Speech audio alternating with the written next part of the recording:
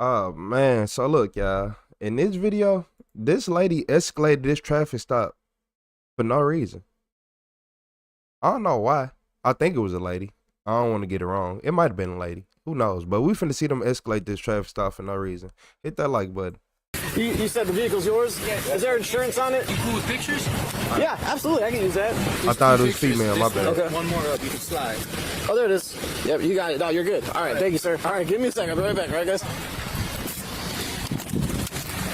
What's up, buddy? All right, so this guy's not coming back on file. Not coming back at all with the name that he gave me. So I'm going to pull him out and have him sit by until Prairie gets here, and then we can ID him. He's had his foot on the brake this entire time. This is the driver you're talking about? Yeah, the driver told me his name is Michael Joseph Jandora. So I was like, all right, spell your last name. And he starts spelling Joseph. And then he goes Joseph. Like, spell your last name. And he's like, well, it's Jandora. Spell it. Jandora. So he looks kind of familiar, but I can't place him. I don't know why. That's true. All right, so Mr. Jandor, I'm still not getting your name to come back. Yeah. Could you put it in park for me? I'm just going to have Pleasant Prairie's going to come out with their fast ID. Just for right now, until I can figure out exactly who you are. I'm going to have you step out of the car. Just lean up on the back for right now, okay? Hey, Do you have any weapons or anything on you, right? I thought they said for no reason. Looked like he trying to hide his identity to me. Or okay. All right, perfect. You mind if I just check real quick? Nothing on you? No. No firearms in the waistband, guns, bombs? No. All right, cool. All right, here, just step back here for me. Just hang out, just here. I think I got pulled over on 22nd. As soon as he ran it, out of Antioch, Illinois, it came back out. That's when it came back? Okay. All right, maybe that'll help. Give me 1 second. I'll try to figure that out. So all that shows me is that you're not valid out of Wisconsin. I'm sorry, sir. I didn't know it was not valid. Okay. Yeah, if you want to head back over there. So I don't have an ID for the driver. He gave me his name, and it was quite a pain trying to figure out who he was. So then eventually he did come back with no license issued. He says that he's got a license out of Illinois, but it doesn't show that at all. He's got nothing. Michael J. Jandora. Hey, Michael. So we're having issues trying to get you back. So do you mind if you just put your fingerprint on this? All right. Well, can you do that for me? So I don't want to give my. I'm not. Because I gave you guys. So you gave me information, but I have to verify that that is you. I'm not giving my. I've never had fingerprints done it all over my life. I'm not giving my fingerprints so I didn't break the law. Well, this isn't taking your actual fingerprint. I'm not giving you guys fingerprints when I gave you a valid or my ID. I didn't break the law at all. So, but the thing is, you didn't give me an ID. You gave me a name. You know what I mean? Like if you had your hard ID with it, with a photo that matches, just like your passenger did. Yeah, Then I could use that and say that's good to go. I didn't have it on me.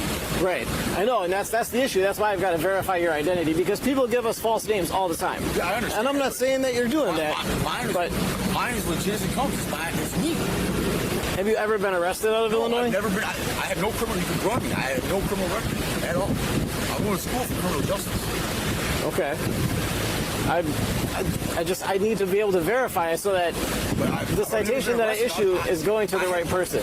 I know it. So if I can't verify your ID with this, then what I have to do is I actually have to take you down to the police department, and then we're going to take your fingerprints down there to verify that you are who you are. I did not break the law. I gave you ID. So you did. You were speeding, and you're driving without your driver's license. Yeah, but I gave you something. And you're driving without a valid license. So that's three things that you're breaking the law. So I absolutely need to positively identify you. I did. You ID. Verbally. Only verbally. That's not enough. If I have not been arrested over my life, I'm not giving you guys feet. I'm being serious. That's how I've been raised my whole life. You know? Okay. I understand that, but you have to understand that in order for me to issue a citation, it has to go to the right person. I need to verify that it is the right person. I've never had to do that ever. Ever. Because you probably had your ID with you at that point. No, I hadn't. I just happened a week ago when my license was valid. I didn't know that it went unvalid. They did not make me do no fingerprint or nothing. I got no tickets. The taillight was out and let me go. Well, yeah, so that's just a verbal warning. So then you're going to come down with me to the police department so that we can verify that I didn't break your the law. identity. Why do I got to... I didn't do nothing. I gave you guys my stuff. You gave me a name and an address and an ID, but I need to verify that through a hard ID. Do you have a picture of it on your phone or anything, maybe? Look, so what do we? If he got a real ID, I don't know. Cause they said for no reason. I wouldn't know what it looked like. He trying to hide his identity, unless it's I don't know. No, I left my wallet, my phone, all Unless that. he was giving out the wrong name for no reason. Picking up my son and we were bringing him back to the hotel. Okay. It's not wrong, man. I'll have to take you down to the bureau. We're gonna just kind of go through like the booking process essentially, so that you can have fingerprints and a picture, so that we can then say, look, this is this person with this name. I agree. I don't think we should have to do all of that, but it really would help if you just had your ID on you. Can you put the car back in park, please? What? Can you put the car back in park, please? Stop! Stop! Stop! You need to take it off. Stop! Stop right now! Stop! 655, were you trying to call out?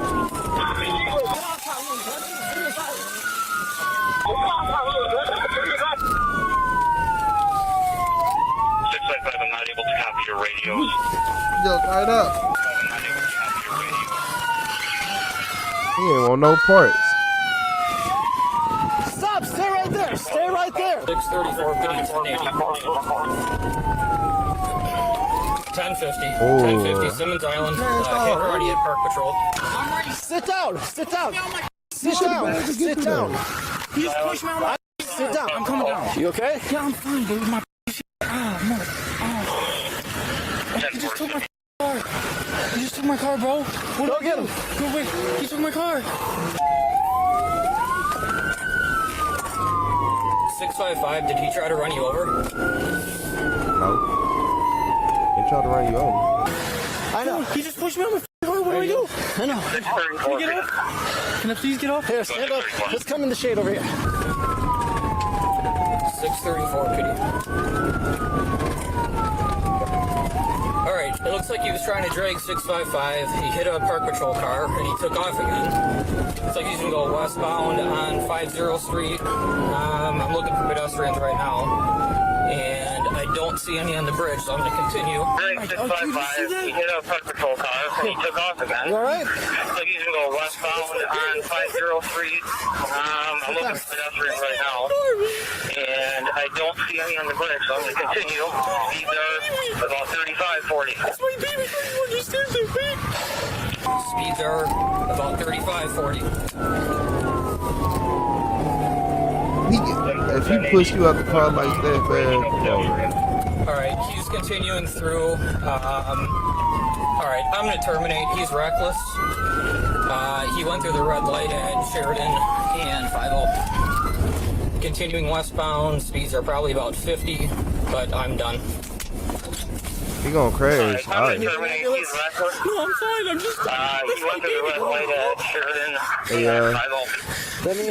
Continuing westbound, speeds are probably about 50, but I'm done. Now look, y'all. He had to terminate that pursuit. It was no way dude was gonna crash. He already hit the first car, and he should not even hit that one. So you don't think he gonna hit one going fast?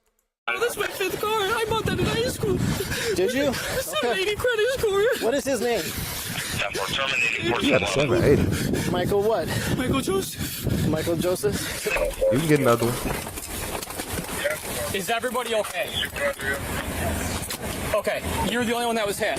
Yes. Okay, why don't you sit down? I blocked him so to try to not let him get Oh. through. Okay, But just he's take a seat. I got the air on. Where are you sore? Oh, she tried to block him. So he didn't crash. She tried to block him. Okay. I'm not. Trying to be a hero. You're just shooken up. Okay. All right. You were in the car when it hit you. Okay. Block that off. 10-4-5018. Looked like he was going to jump out. Yeah, well, his friend did. Conscious breathing. She's just shooken up. But send rescue anyways. I hear their sirens. Nobody else is injured down here. Take a seat and take a few breaths, and they'll just check you out, okay? Did you see all this go down? I just saw it in my rear view. 10-4, we have another squad to go over there with 640. Yeah, nailed it. Good. That one's done. Yeah, that was history. While officers deal with the crash scene and the passenger who was pushed out of the vehicle by the suspect, the vehicle the suspect So-called. fled in is reported to have crashed nearby. I told y'all. 5018, I have the vehicle unoccupied. About 35, 40. 10-4, we have another squad to go over there with 640. 669, I'm 23 is location. If we could get one or two more, and Man, if you probably a ain't got drone. no brain damage, but still, even still. Orange shirt or orange pants he had on. Okay. I just know he disappeared somewhere over there. Yeah, so I got the vehicle, but the guy ran. It seemed calm at first. I don't know what the frick. Yeah, then out of nowhere he just took off. You guys catch him? No, well, we're looking for him, but he started getting too reckless, and I wasn't gonna chase him any further. And yeah, that's the thing. It wasn't worth it. You guys know who he is? I think so. We're gonna need a couple cars over here. He was last seen running south and then a little bit west through the yard. So if we could start getting a little wide perimeter until the drone can get up. While officers are in the middle of setting up a perimeter, a witness informs an officer that she recently saw the suspect. How long ago? Like 3 or 4 minutes Which ago. way did he go? I can check my camera. He just scared the fucking shit out of me. Which way did he go though? He went that way. He wanted $300. My heart is.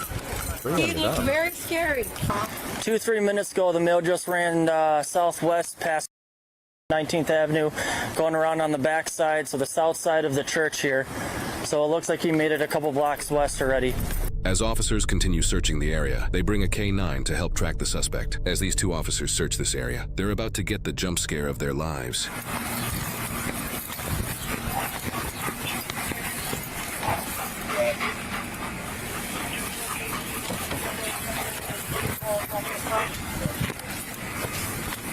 So he under there? He literally standing on him? I wonder if we can Make contact and get back here? Yeah, I'll ask. Do you see anyone come out of this house?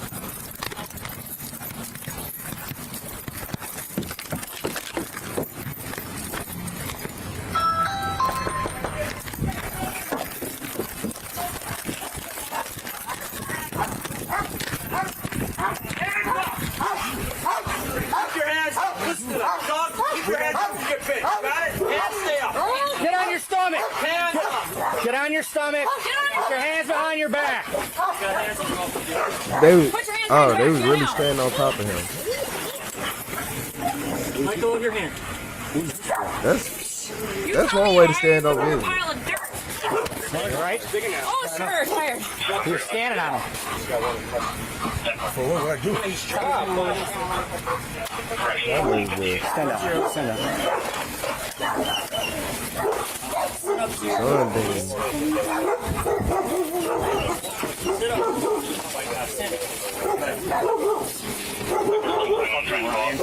This suspect, whose real name is Ryan, was charged with felony fleeing, eluding, 3 counts of felony second-degree recklessly endangering safety, resisting obstructing, battery, felony hit and run involving injury, reckless driving causing bodily harm, operating a vehicle with a revoked license, ignition interlock device tampering, and 2 counts of bail jumping. He pleaded guilty to fleeing, eluding, 1 count of second-degree recklessly endangering safety, hit and run involving injury, and 1 count of bail jumping, while the rest of the charges were dismissed. He was sentenced to 3 years in prison, 3 years of extended supervision, and 3 years of probation.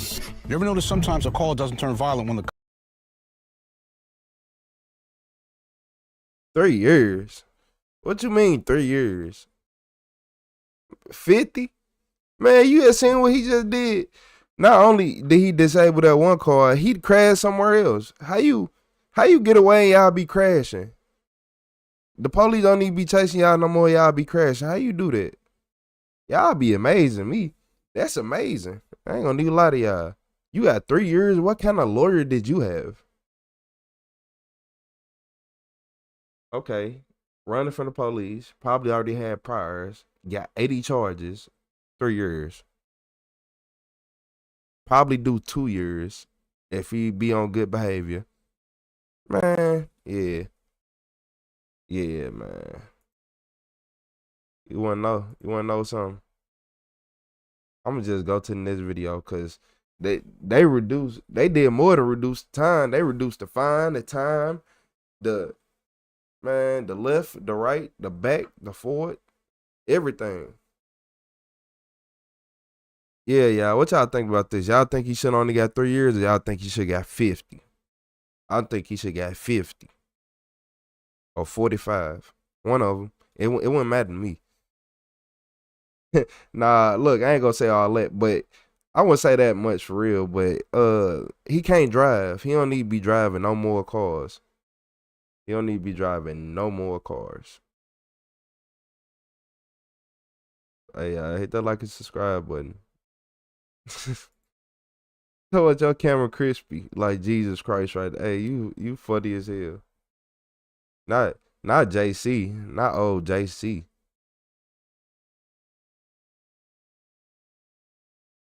Talking about 30 to 50. Yeah, that's understandable. About 30 to 50. But y'all want to see something else crazy?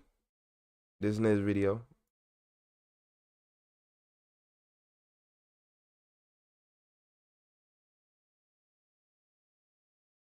So look, y'all.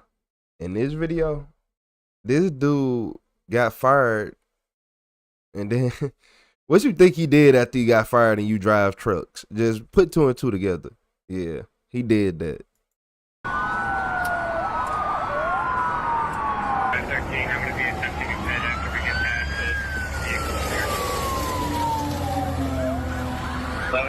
Is that an armored truck chasing him? This is a look at a wild chase that pulled multiple law enforcement agencies together across Wisconsin to stop a man fleeing in a semi-truck. But the situation takes an even crazier turn when they realize he isn't alone. He's advising he's being chased by the He's not alone. that you are law enforcement. You gotta take that door out. They're not officers! Chill! It's around 3 p.m. on August 25th, 2023, and these troopers are setting up tire deflation spikes after multiple police departments across Wisconsin are alerted to a stolen semi-truck whose driver refuses to stop. But this is only a part of a drawn-out chase that's about to take several shocking turns. This is already the third attempt to use tire spikes, and while troopers and deputies manage to deploy them successfully, the driver still refuses to stop. The whole thing began around 2:50 p.m. with a 911 call from a trucking company reporting that a former employee, 47-year-old Michael Jones, had taken off with one of their semi-trucks from an arena in Warrens, Wisconsin. Monroe County deputies had initiated the chase, but when Michael hit I-94 in a desperate attempt to lose the deputies, additional units joined in. But despite multiple attempts by deputies and state troopers, Michael is not in the mood to give up. I told y'all don't calm name, people be tripping. And you riding on rims? Okay, Michael. Alright, this is a high-risk stop. Just don't flag your buddies. You okay? The problem was I didn't get a good pull, and I tried to pull it again before, and I got a good pull, and then Just should have told you. no, it's my fault. I'll be clear. I'll remain in London Station if my support is needed. Are you okay? You want to see this through? Yeah. Okay. I figured you did, but if you want to go to the hospital, go to the hospital. Oh no, they're not falling off. Alright. I didn't lose a finger.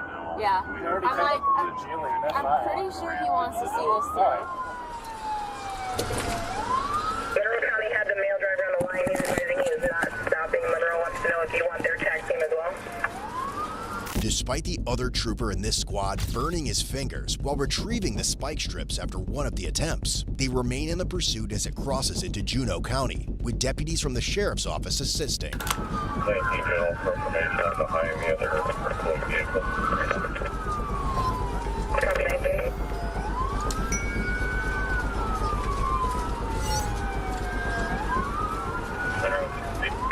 Are you on the phone with this semi-driver? Monroe County had him on the line. They have not transferred him to us. That's a 56.6 right now, still eastbound. Copy, 26. 2 General, myself, and 1 RNL with the MRAP. Copy, 2. So right now, it looks like about 30 in the pursuit. I am still involved for the time being. I advise 31 to head back to the county. Do you know, Car 2, go ahead. Will you be attempting to block with the MRAP? We're going to try and get close and see what we can do, Joe. A Juneau County deputy later learned that the trucking company owner's son had met Michael in Warren shortly after he finished a delivery. During that conversation, he confronted Michael about making deliveries outside of work areas and being late, and that's when Michael was fired. He was told to leave the truck at the truck stop. Instead, the job loss sent Michael off the rails. Panicked and paranoid, he ignored warnings that police would be called, hit the pedal, and took off with the semi. Like, why do everybody think it's the 1980s and you finna just fire somebody and they finna go home and be like, oh, gee, golly, I have no job, I have no income anymore. Like, they finna just, so you telling me you fired him and then tell him you fired, now go drop that truck off over here. You ain't say, hey, go there, hey, I need you to stop here. And then had somebody beat him there to take the keys from him. Like, be smart. Like, this was the stupidest way to fire somebody. Y'all got yourself in this situation. As deputies see that Michael still isn't giving up, even with shredded tire debris littering the road and putting life and other drivers' lives at risk, they soon find out that he isn't alone inside the truck. I'm Monroe County bowed out of the pursuit. They just turned around.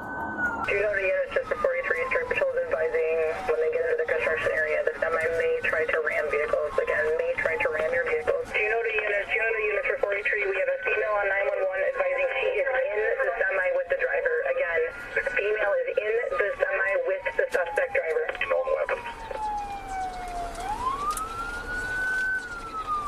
They're trying to attend that now. She's advising she's trying to exit the moving semi.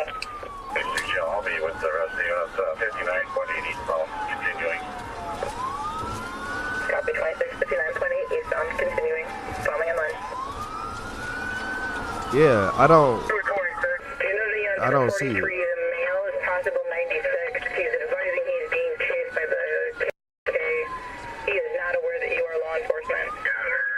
Michael's on and off girlfriend of 15 years, who also works at the same trucking company, had been with him during the delivery. After he was fired, Michael became convinced she had been working with the owners behind his back. She was still in the truck when he took off after losing his job, and despite her begging him to stop, Michael held her against her will, and he kept going. Later, Michael will allege that she had mentioned the KKK to him in the past, and that fear fed into his belief that white officers and others were out to get him. Calling back on 911. You can hear the male yelling in the background. So you was a truck driver with PTSD, mental deprived issues, sleep deprived. You probably just need a good night's sleep. Our female victim is going to be still trying to get the male's information. You probably didn't sleep for real. Got fired. Spike strips if possible for the rear semi tires on this truck. It is still rolling but smoking, currently passing the 79-mile marker.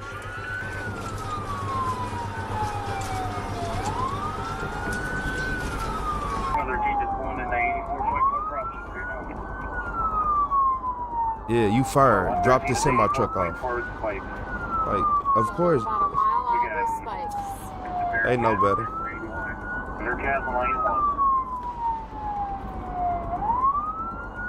They only got them a Bearcat, like. Lane 1 and then try to keep them in lane 2 for the spikes and the spike lane 2. I don't know, maybe. I just don't know how that works. That actually might be a good idea.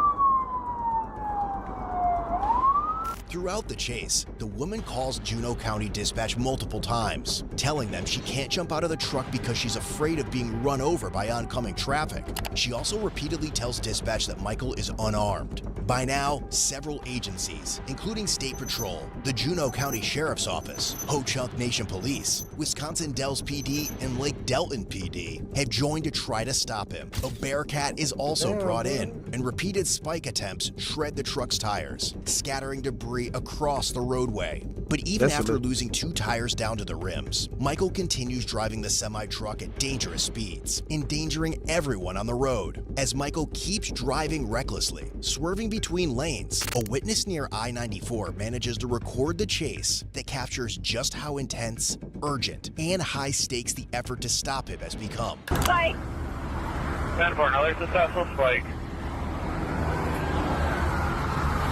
513, I'm going to be attempting a pit after we get past the vehicle up here. 11-24-513, But the risks Michael keeps taking aren't helping him anymore. And soon, his decision to keep driving the truck on bare rims will turn against him in one of the most dangerous ways imaginable. Suddenly, troopers see smoke coming from the semi-truck, and moments later, it catches fire. Michael loses control, sending the truck crashing into a ditch near the Wisconsin Dells area. Don't tell me he done flipped the truck. He better not flip this truck. If you gonna run, you better be able to keep it steady.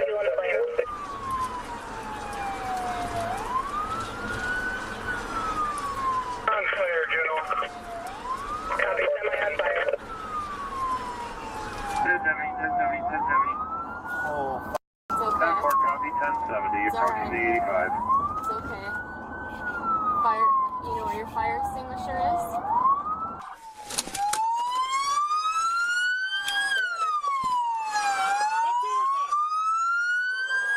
Get your hands up! High risk, female exiting. Come back! Keep coming! Keep coming!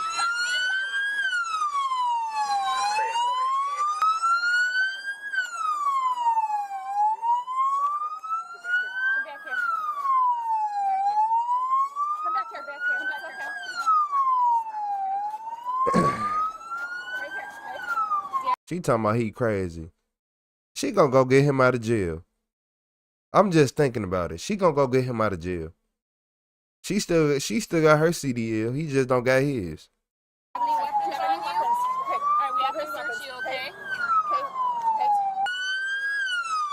You finna get 8 days for this, boy. Is he trying to run? Put your hands on your back. Hands on your back. I got him.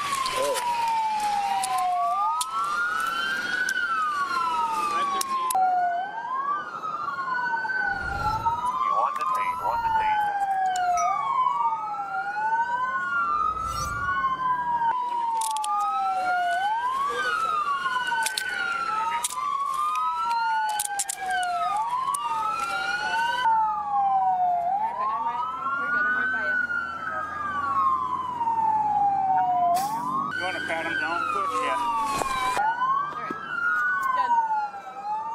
Finally, after a 52-mile chase and over 4 spike strip attempts, all the involved agencies have managed to take Michael into custody and rescue the woman. But even then, he isn't done. Before it's over, he will make another bold attempt to escape. Want to roll him that way?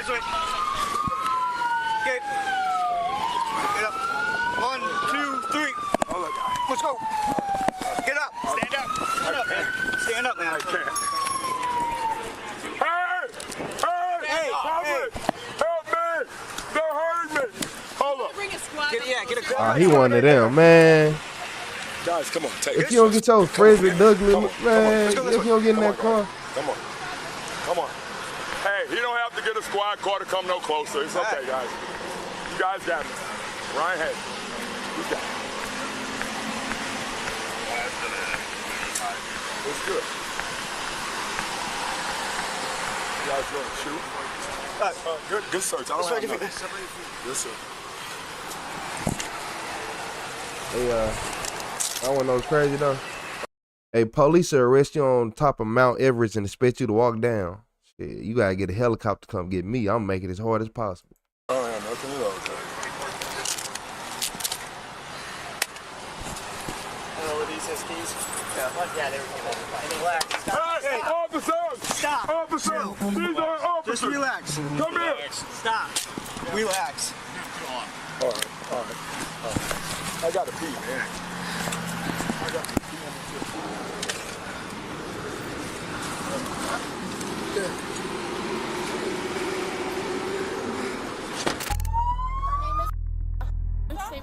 For a little bit. Hi, my name's Christina. What's your birthday? 10-4, 52 is in row. Is he okay? He's fine. He's fine. He's fine. Is he okay? Yep, he's fine. He's on the right now. Can't have you go by him right now, okay? Hey, way to go make a tackle there, bud. Yeah. I've been in this pursuit since freaking Toma. It started when I was leaving my house. You guys have tethers in case he decides to start kicking his feet or anything? I have not. I do. Molly, you want to grab yours, Molly? I'm just worried he's going to start kicking. Might want the bigger bag for the shoes. Is that your boyfriend? Boyfriend? All right. You don't need to cause any problems, okay?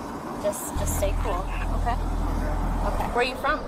Oh, yeah. My bag is in the truck. All right, we'll get it. So what's going on? Why this?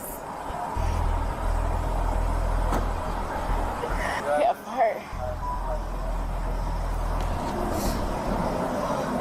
Denver County driver. It's crazy. I need to call my son. Okay. Where's my phone? Can I have my phone, please? Yeah, just give us some time, okay? You have others? Ma'am, can I get my phone back? Like for his feet? Can I call my son? I don't. Yes. Can I have you? Do you need some water? I got waters in my I back. need to call my son.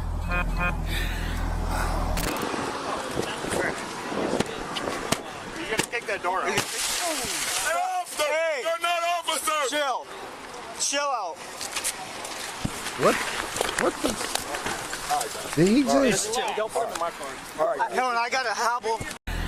Did he just? Helen, I got a hobble. Wait, hold on, y'all. Chill out. All right. He really just with them socks? You gotta take that door out. Hey! Did he kick through the window with socks on? Chill out. Let me see if he got shoes on. All right. Just chill. Don't put it in my car.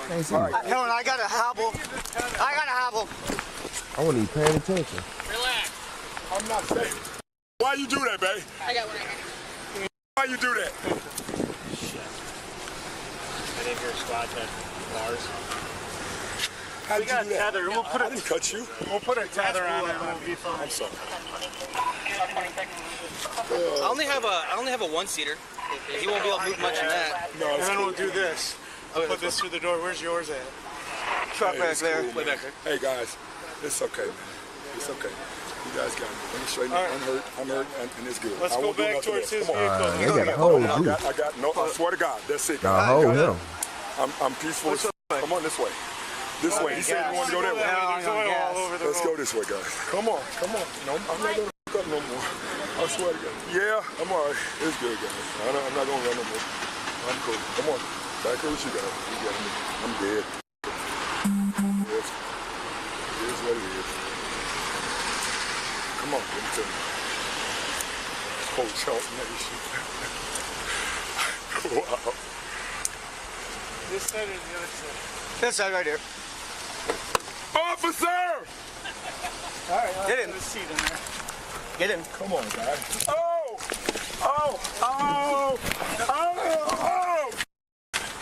God. That works. You got cut on your arm. I was going to bring something to the oil. Just stay here and watch. Your boy. Michael's attempt to resist and escape by kicking the living shit out of the squad car window sent glass shards flying, injuring one deputy in the arm and a detective in the head, leaving both bleeding. What size shoes does he wear? Just stay Hold here and on. watch. I gotta see this. This for Michael's me. attempt to resist and escape by kicking the living shit out And he kicked so damn fast. of the squad car window sent glass. Look, man.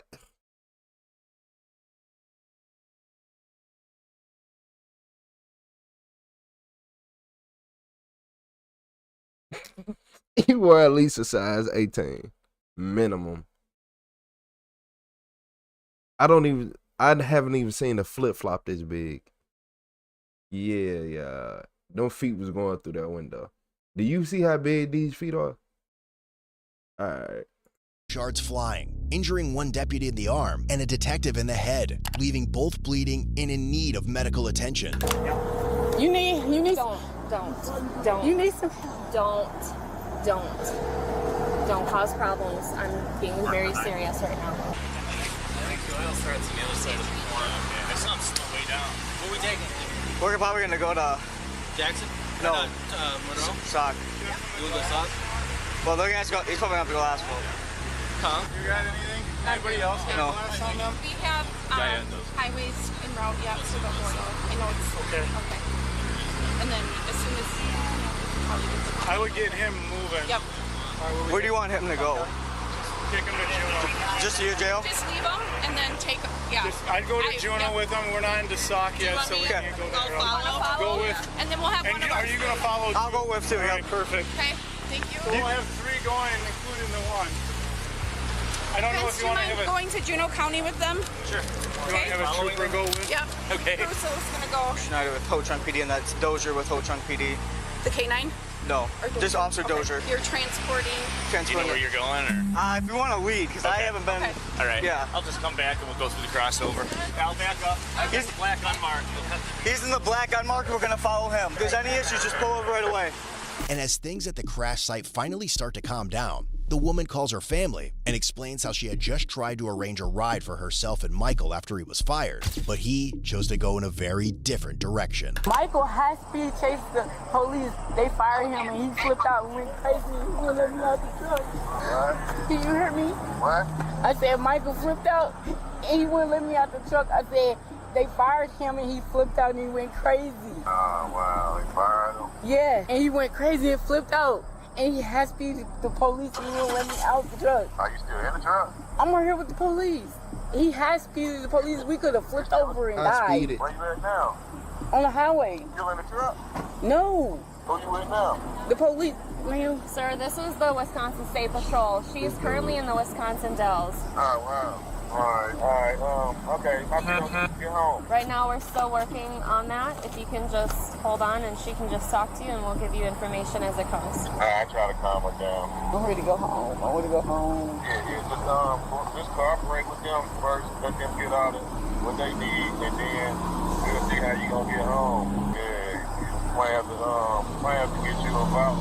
Let's see.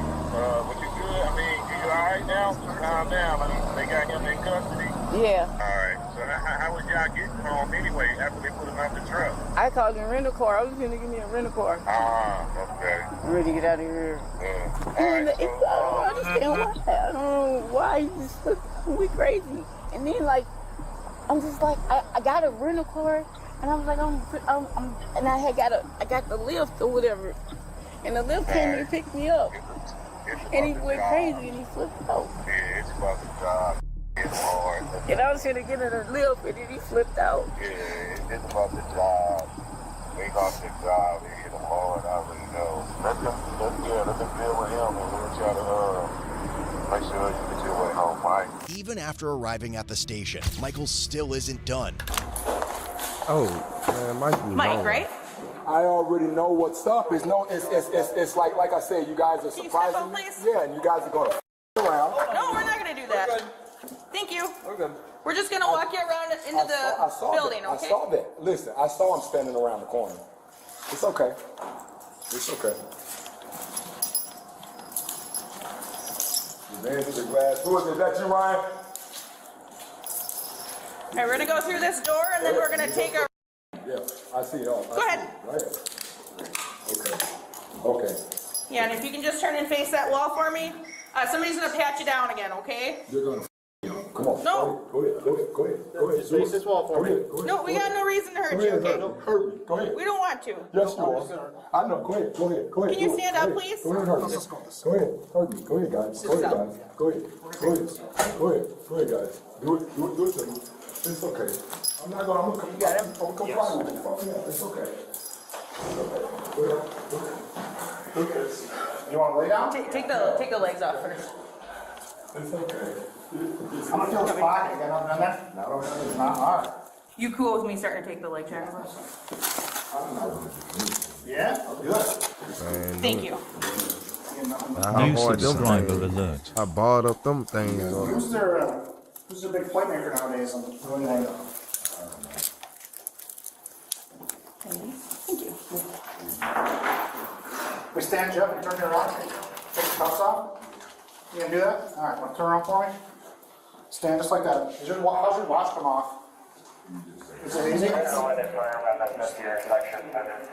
go. Nothing on that pocket there. Nothing on that one. All right. Ultimately, Michael Jones was charged with felony, vehicle fleeing eluding an officer, taking a commercial vehicle without consent, second-degree recklessly endangering safety, false imprisonment, misdemeanor resisting obstructing an officer, criminal damage to property ×2. And his cash bond was set at $25,000. He was eventually found guilty of vehicle fleeing eluding an officer and second-degree recklessly endangering safety. All remaining charges were dismissed. In the end, he was sentenced to 339 days in jail and 18 months in the Wisconsin State Prison, followed by 5 years of extended supervision. Want to step up your style? Check out codebluecam.com for hoodies, tees, hats, mugs. In the end, he was sentenced. He got off. You telling me he got about another person who got about 3 years, right? After doing, y'all do all. I'm starting to think 3 years is the new, like, fucking 30 days. I don't know. It's like y'all can do so much and just get 3 years. That's why criminals don't care. Why wouldn't you go all out if you're going to get the same amount of time anyway? Now I'm starting to look at it. This why criminals just go all out. It ain't no, hey, if you stop right here, you just went from 2 years to 3. But you got a chance to get away. That's it.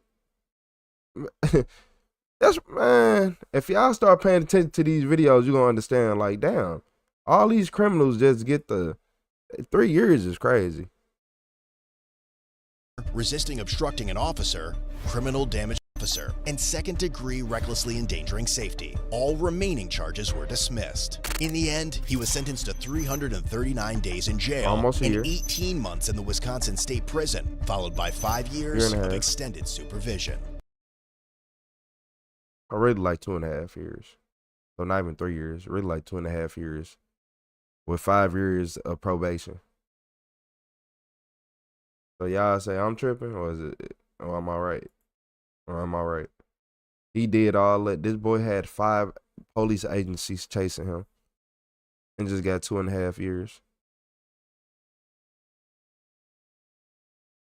Today is going to be, today is going to be a beautiful day. Hit that like and subscribe button, y'all, if y'all think this is crazy, because this is absurd to me.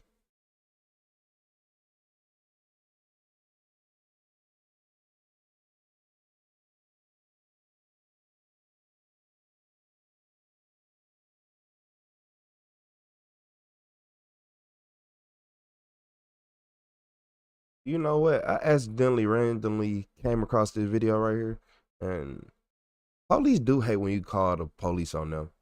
So this is what happened when you call the cops on the cops.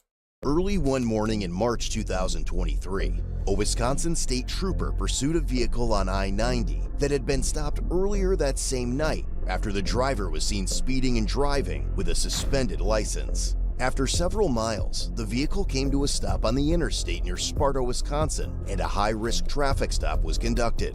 As Monroe County Sheriff deputies responded to assist, the 29-year-old female driver called 911, claiming police were trying to steal her car.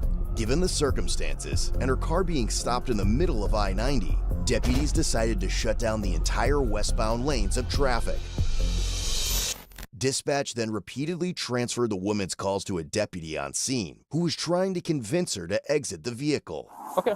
Hey, Deputy Heckman again, I'm here. I'm walking up right now. Okay, look out, look, hey, listen, okay? No, okay, nope, I got you. I'm here, okay? I'm gonna shine my flashlight 3 times in your mirror, okay? Can you see that? Hey, can you see that?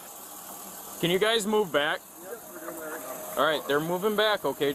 Hey, listen, look at that reflector to your left. See my flashlight? I'm clicking it once, twice, 3 times, okay? I'm standing here behind you, okay? I'm the only one you're gonna talk to, but I need you to step out, okay? I know. So what I need you to do though, listen, you called 911, right? Multiple times, and you were put through, you were put through to me. I'm standing behind your car. Can you do me a favor? I'll make a compromise with you. Can you open your window? You don't have to get out of your car yet. Open your driver's window and look back at me. Nope.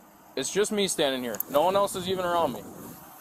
Look, I'm right here. See my flashlight? You told me that there's no weapons in the car, okay? And I want to believe you, and I understand that. But I'm here. I came all the way from Toma to talk to you, okay? I need you to put your driver's window down, and I need you to just look back at me. You don't have to look back very far. They're not going to shoot you, I promise. See my flashlight? You can hear my voice, right? Everyone's dressed like this. It doesn't matter what we're dressed like. And I told you to look back at me. I'm standing right here and you won't look back at me. Okay, put your hands out the window. Okay, I'm walking up, okay? Keep your hands out. Hey, keep your hands out. Hi, I'm Deputy Heckman. I was talking to you on the phone. I'm still on the phone with you. While speaking with her, it was discovered that 2 children were also inside the vehicle. Who can we call? Who can we call to pick up the babies? I don't know who that is. Like, she starts complying, and then, yeah, she said her kids puking in the car, and It looks like there's an adult in the back, but I don't know how old these kids are. 11 and 8. I don't know if she's on something or if she's just paranoid, but she said she got robbed, and she thinks it's the same people behind her that robbed her. As soon as they told her to turn around, she was like, nope, got back in the car. She stuck her hands out the window, and I mean, not that there couldn't be something in there, but she's not letting this go down with her kids here, so she wants to get them picked up, but she doesn't have any service on her phone. I don't know what her deal is. I know that there was like a little bit of like MDMA or something in the car the last. Hey, I ain't gonna lie. I told you look back is insane. I caught on. I'm like, bro, what? Okay. Time I dealt with her. If we can do anything besides assault the vehicle with kids inside of it, but we can't sit here all day and wait for that to happen. Oh, the interstate shut down on Sunday. It's very busy. She's kind of all over the car. She's had been out of the car at one point, and she's like, I'm not getting out of the car until I know it's Monroe County behind me. So she's all about seeing who she's talking to, and I tried to go up there so she could see me.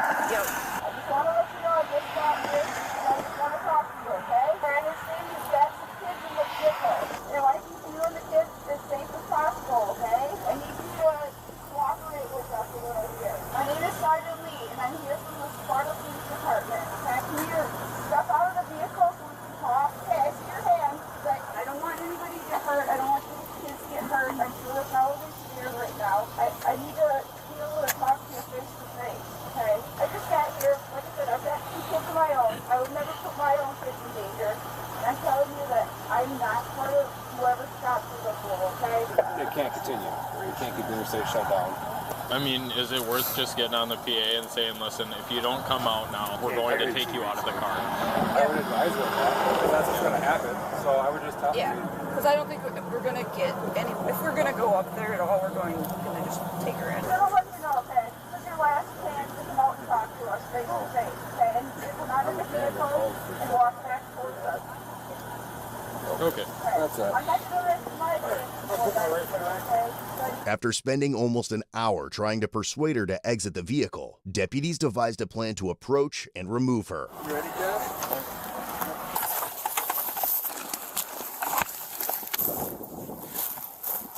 Hey, where'd you guys move in, days?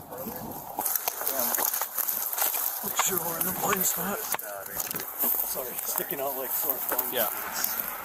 Light now. While some deputies work to distract her from the driver's side, others approach from the passenger side and place spike strips in the front of the tires to prevent another escape attempt.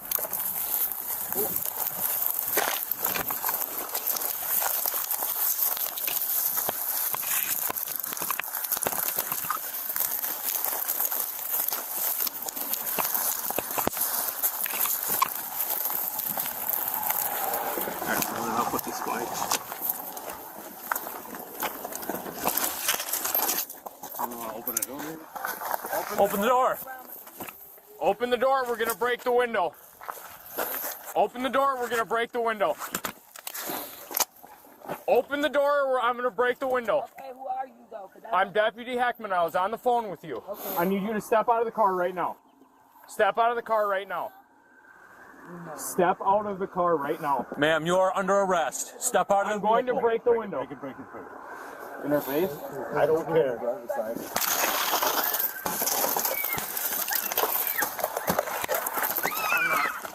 Taser! When she began rolling up the window again, deputies broke the window and deployed a taser as she actively resisted. The 2 children were quickly and safely removed from the vehicle at the same time. Get out of the vehicle now! You're gonna get tased again! All this at 6 o'clock in the morning is crazy. 6:45 in the morning. Put your hands behind your back! Now! Got it. 6:45. Alright, man, relax.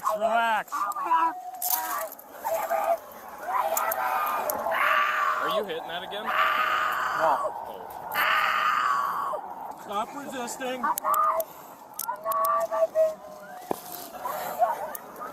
Alright, hey. Good? Stop. We gotta get you on your side. We gotta get you on your side. I can't breathe. Yeah, let's try to roll her over.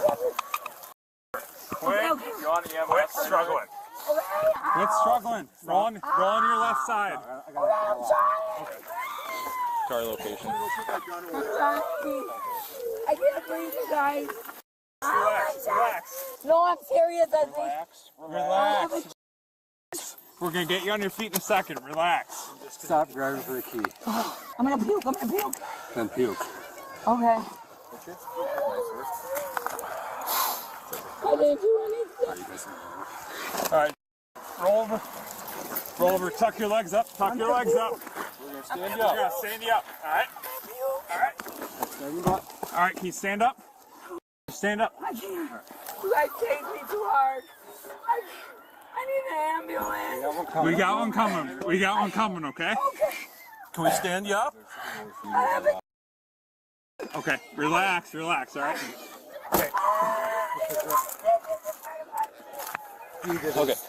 Can we stand you up to get a look at you? I can't breathe. We want to see what all's not okay. What do you mean? We want to see if you're hurt or anything. We want to know what's going on with you. Yes. Are you serious? I have it all documented. Okay. Can we stand you up? I will give it to you guys if that's what you want, man. I'll give you the phone. I promise. I'm not sure what you're talking about there. I want to see if you're hurt right now, though. I'm not. Mentally unwell. I need to go to the doctor because The ambulance is coming. What do you want to see a doctor for? No, I'm not sure. Can I help you right here? Okay. Where? Can you guys get lifted up and show him? Okay. I did hit you with a taser. I want to see where them probes are. No. We got one in the arm. We got one in the arm. Left arm. Okay. And which? Can we just pull the wire so we're not getting all? You guys. Where's the other one at? Can we stand up on him? It's loose. There it is. Sorry, you're gonna stand up. You're gonna try your feet on the glass. Yeah, there's broken glass all over, so try not to move around. Oh well, he smashed it on me. It's okay. It's okay. It's okay.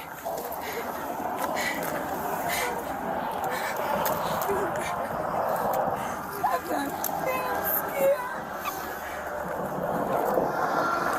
Where's that other probe?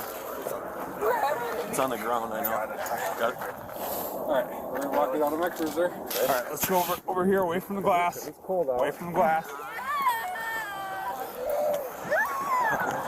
They're not hurt at all, right? No. Okay. They just want Mom. Huh? They just want Mom. You guys, calm down. Please. Did they verify at all if Grandma was on the way? I didn't ask yet, but... Okay. They're over with the other officers. They're okay. No, but they need to be warned. Yep, they're working on it. They're working on it. Jason, can you give her a hand with that? Wait. All right, I let's walk. can't walk, man. My chest.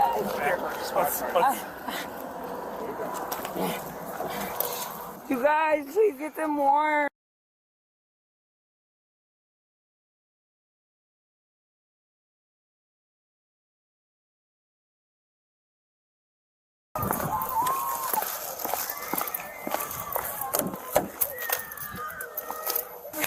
Watch your head. Ow! Watch your head. We got an ambulance coming to check you out, okay? The only reason I asked you that, because her face was like, I was afraid I was going to smoke her right in the well, I don't want to stand up here. No, I know. Where's she at? She's in my cruiser, and actually, I want you to stand with her, or at least by my cruiser, just until the ambulance gets here. Yeah. I'm Deputy Young with the Sheriff's Office. I just had a bit of information I wanted to grab from you, if that's okay. Okay. The ambulance is just pulling up. We're going to have them take a look at you. Just so I can let them know. You said you needed to see a doctor. What for? Get in touch with whoever you have to. We are good to open up the inside lane only. We get up a squad position a little ways back just to get stuff moved over. 10-4, send one unit position at the top of the hill behind us. We're still partially occupying the outside lane. Where's the kids at? In the back of Nikki. Okay. I call my sister. They're not going to human services. What am I being arrested for? Well, I guess I'll have to talk with the trooper. He's the one handling this whole situation. Who is this? The trooper's back here. One. Actually, he's up here. Or he's right there. Oh, I'm like, please don't tell me it's one. For sure, I can probably say felony eluding. What? For fleeing. I did not elude anybody. That was a fake officer. Clearly, he tried to get my cards. I have it on camera. Okay. Hussman. Okay. And Well, this isn't Hossman, but he tried to pull you over. Actually, guess what? One of my friends was in the back of that police car, so that's how I know. Okay. Well, let's finish getting you checked out here. My kids wouldn't be so scared, and I wouldn't be so scared. Here, okay. Felony eluding. While you're talking. Eluding. You see, she had a camera, pepper spray, armed and ready to go. Dude, I can't. There's pills all over in that car. Well, I'm an associate. They said it smelled like weed. I didn't smell anything because I've been out here so long. My nose is running and can't feel my fingers. Like, felony eluding. And I would never hold on that until I'm going to talk to my duty sergeant and see if I can search the car today after I drop her off at the jail. Okay. I would also probably throw in something like recklessly endangering safety. Times 2. Right. It's going to be. The woman was subsequently transported to the jail, where the trooper conducted an OWI investigation and administered field sobriety tests.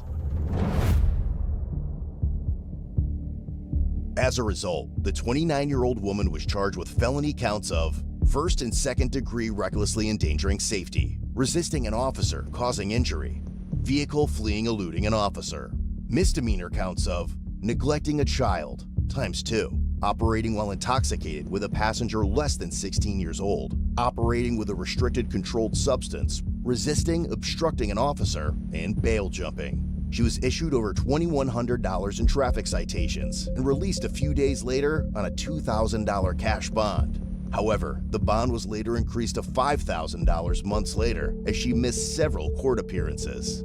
As of August 2024, the woman was found guilty after entering a no contest plea to 2 felony charges and 1 misdemeanor charge. All other charges were dismissed but considered in the case. Ultimately, she was sentenced to 52 days in jail and 3 years of probation.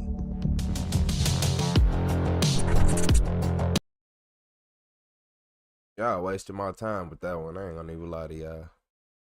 Yeah, y'all wasted my time. You telling me she has got 52 days in jail?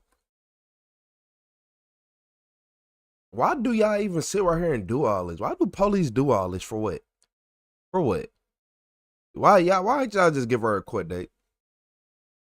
Cause how much money y'all spent to try to, then y'all over here, let's add this on, let's add this on. So y'all sat over here and played Where's Waldo, adding on charges, doing all this, right? And you still only got her 52 days?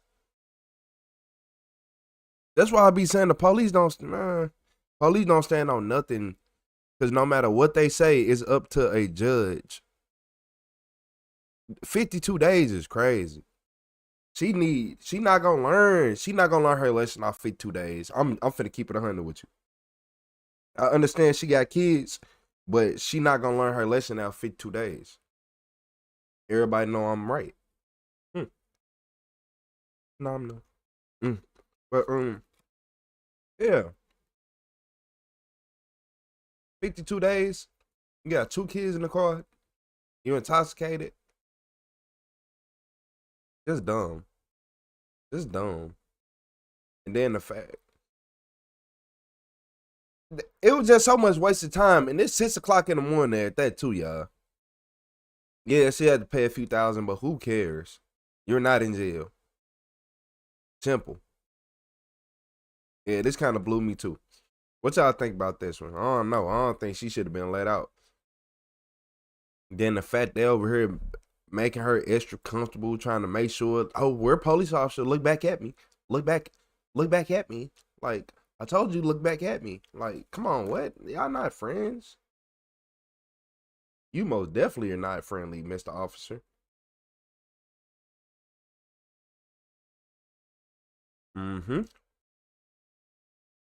Hit that like, subscribe button.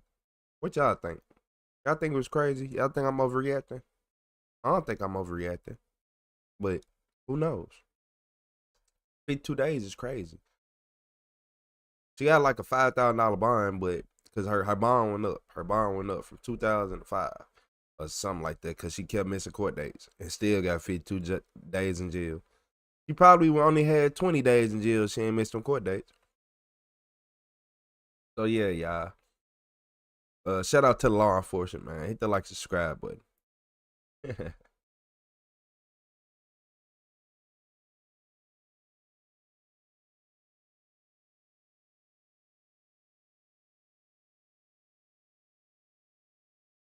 Hey, in this video, the killer didn't realize the cameras was rolling.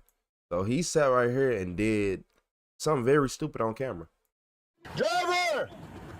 Open the car door! Let me see your hands! A criminal, murderous operation.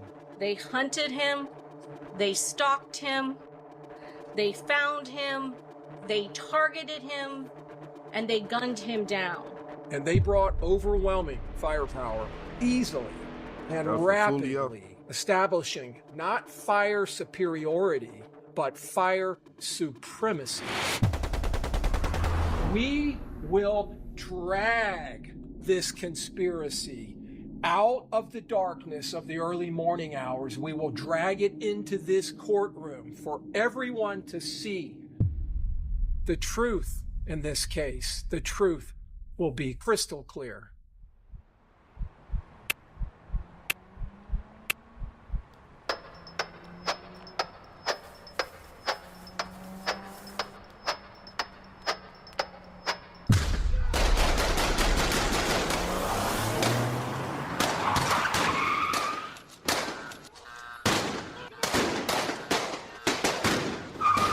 They surrounded New subscriber alert.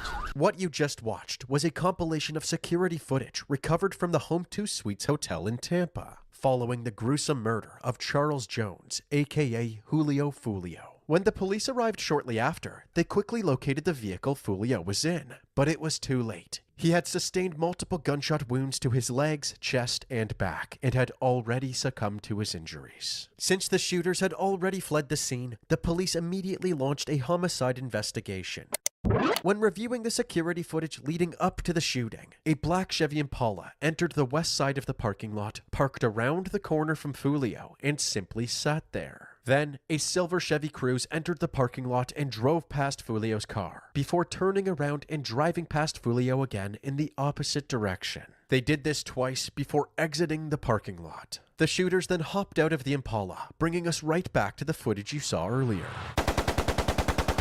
Following the shooting, the suspects hopped back into the Impala and drove off. After making this discovery, the detectives worked to construct a timeline of Fulio's movements. The timeline began 12 hours earlier, when Fulio posted this story to his Instagram, telling his friends to attend his birthday party at an Airbnb in Tampa. Dozens of people close to Fulio made the 3-hour drive from Jacksonville to Tampa to celebrate with him. The party got a little too wild, and the police shut it down, but the night wasn't over. They continued to a nearby club named Teasers, where Fulio was set to perform as part of his birthday celebrations. The Teasers surveillance camera caught the same Chevy Cruze parking at the back of the lot. 2 people exited the vehicle and walked up to the entrance of the building, but they turned around before getting too close. They then got back into the Chevy Cruze and exited the parking lot. Fulio performed for about 30 minutes, and when he and his friends exited Teasers, the black Impala was outside circling the parking lot. Fulio and his crew then headed to an after party at the Truth 18 nightclub. The black Impala followed closely behind, parking across the street to remain undetected. Fulio kept his millions of Instagram followers updated throughout the night, completely unaware that he was recording his final moments. While he was partying, the 2 suspects from the Chevy Cruze can be seen casually walking around the Truth 18 parking lot. After a long night, Fulio finally decided to wrap things up at around 4 a.m. He left the nightclub, got into the passenger seat of a Dodge Charger, and headed to the hotel. As we already know, the Chevy Cruze and the Impala showed up shortly after. Thankfully, with all of this high-definition footage, the detectives had a clear description of both vehicles, including their license plates. They didn't recognize the person who owned the Chevy Cruze, but they were familiar with the owner of the Impala, a woman named Damali Lyle. Damali's son, Sean Gaithright, was affiliated with a violent group from Jacksonville known as ATK. ATK had an ongoing feud with Fulio's crew, known as 6 Block, since around 2017. Both of these groups made rap music, so the drama was often fueled. You wanna know what's crazy? They can sit right here and try to chase somebody, kill them, but they don't be making no money. They be hella broke, and that's why they in jail right now, hella broke with no money. You can sit right here and chase somebody around the city, just say you did something, just try to have a name for yourself, so lame. By songs that disrespected each other's crew. Fulio's songs were known to be especially disrespectful. Fulio was disrespectful, in one of his though. music videos, he went to the cemetery where ATK members were buried and danced on their graves. Needless to say, ATK was not a fan of Fulio, so between 2017 and 2024, they tried to kill him several times, but failed every attempt. Now that Fulio was actually dead, Sean Gaithright was suspect number 1.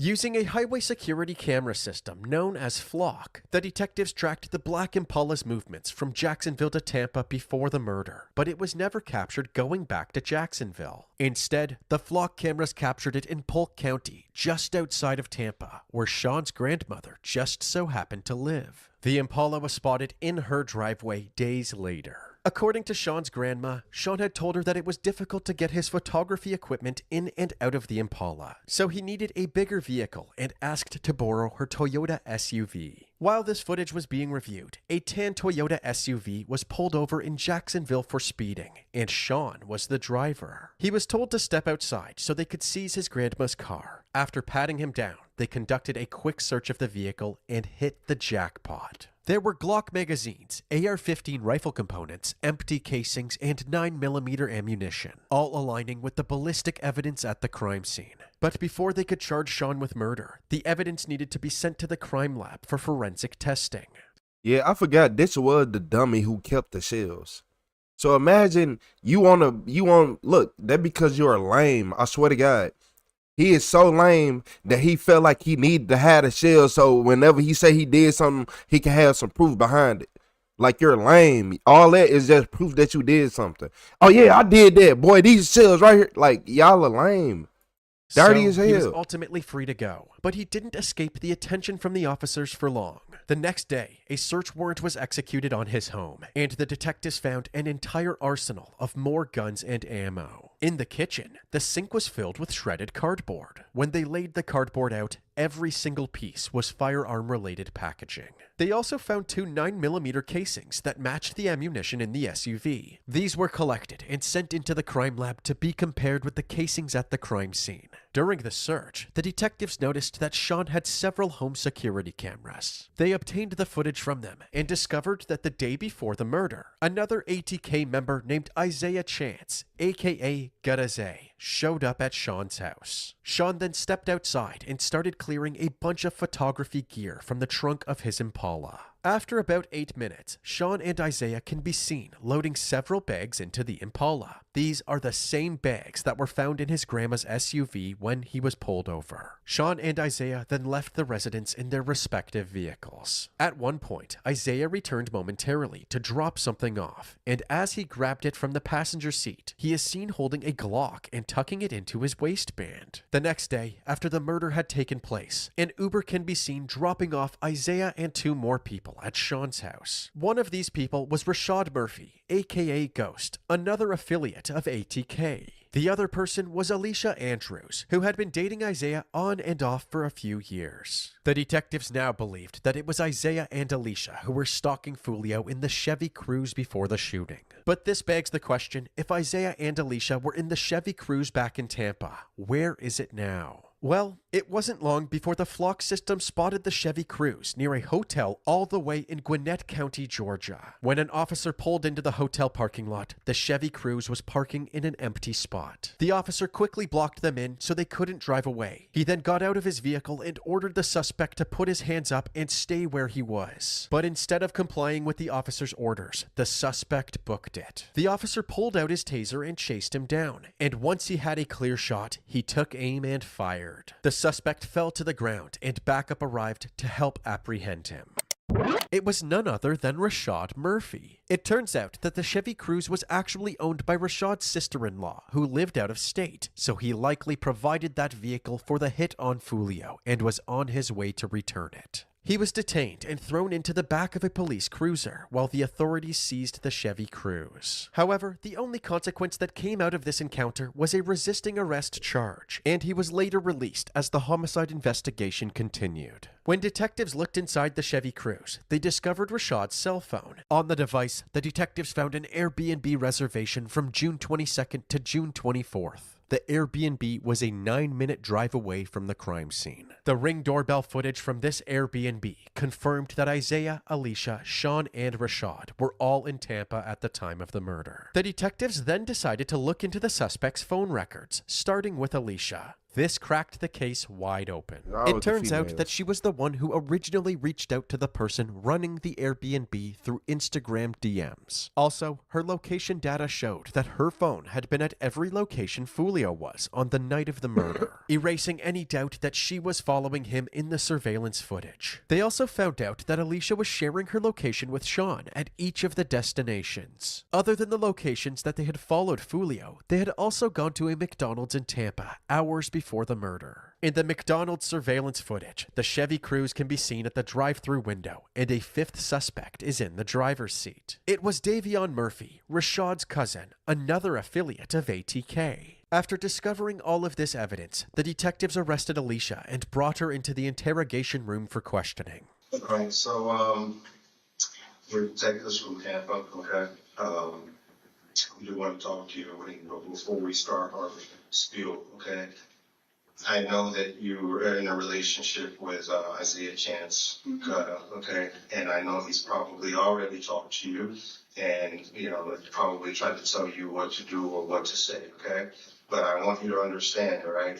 In this moment, all right, God isn't in this room and he can't do anything, to help you in this situation. You have to make that decision for yourself, you know what I mean? I think that, there's a lot of stuff that we have to show you that you would probably want to see, and I'm willing to be as open can be to show you everything that we have, you know what I mean? Because I want you to make an informed decision about your life and where it goes from here, okay? Is that you on footage? Yeah. Okay, can you tell us what's going on here? Waiting out the door. Okay, where are you at in this video? I see him. Do you remember what time you were in? Yeah, too. Okay. What's like on the candle? My phone brother. That was it? She said for you again? Yeah. Is that stains on the bottom? No. You don't know that? Do you know this? I never met him. You never met him before? So look, y'all, before we even just get through all of her, y'all went and took a female on what was the, why do y'all bring a female with y'all for one? I'm just want to know why they did that in general. Did they not think she was going to tell? Did they think that the police weren't going to find nothing? And this what happened when you got a bunch of broke people making up decisions. Because y'all don't know nothing. Y'all don't know anything. You don't know the city. You don't even know. They didn't even know it was flock cameras. They didn't know to cover up the cameras at the Airbnb or none of that. So they all dumb. It's 5 of y'all, all y'all dumb? The detectives knew Alicia was blatantly lying about going to Tampa with just Isaiah and his little brother, Sean. So they showed her the McDonald's drive-thru footage with Davion sitting in the driver's seat. You remember going to McDonald's while you were in Tampa? I was hungry. You hungry? Okay. So that's you in the car? Yeah. Okay. Who was driving the car at that time? I don't know. Was it the little brother that you were referring to? Mm-hmm. No? So you don't know this guy right here that's driving? Just kind of refresh your memory a little bit. I think back to McDonald's. That's the gentleman driving. You never met him before? So how did this gentleman join you guys at some point in the evening? I didn't know. I just brought him with me. I don't know, did he come to the Airbnb? Did you guys pick this guy up somewhere? I'm just on silence. I don't talk to him. Alright, so at the end of the day, okay, if you weren't just on the sidelines, alright, you need to tell us that, right? You didn't necessarily, Isaiah's leading the activities, he's on the phone, he's telling you where to be, right? You're with him by his side, right? But obviously, New subscriber something big alert. happened that weekend in Tampa, right? Despite showing her that they had tracked her every move while in Tampa, Alicia continued to play dumb. So the detectives got serious. But you were at the hotel where Julio was murdered at the exact same time that he was murdered. Okay. Are you're familiar with Zay's old friend Tilly that was shot and killed? The person the detective is referencing is Antonio Tilly, a deceased member of ATK. Back in October of 2023, someone had put up a $20,000 bounty on Tilly. A man named Jaquan Mills took up this offer, shooting and killing both Tilly and his Uber driver on Kylan Drive in Jacksonville. The reason the detective is bringing this up is that Jaquan had a girlfriend named Diamond Harris. Apparently, Tilly thought he was meeting Diamond on Kylan Drive for a date. In reality, Diamond was working with Jaquan to lure him into their trap. Now, Diamond was not at the scene. All she did was send a few messages on the phone, okay? She's already been convicted 20 plus years. She's not getting out for decades, and she wasn't even at the scene where Tilly got killed. You understand what I'm saying to you? This is damning evidence. This is high definition footage, okay? You're there. You're there. Alicia continued to stare nonchalantly at the detective as he tried to reason with her. But there was something they hadn't brought up yet that they believed would make her break. When they were going through Alicia's text messages, they learned that she was pregnant. And that's exactly why you can't do nothing with females. For as sad as everything sound, them babies gonna always get them to crack. 99.9.99999 to the million trillion disease, like gazillion, most really 100, gonna get them to crack every time. And plus, y'all didn't even really tell her what she was getting herself into. This thing, she probably and Fulio close friends. He probably like, oh, she look bad. Boom, boom. She was the one who had the IG everything. You can just tell she the female.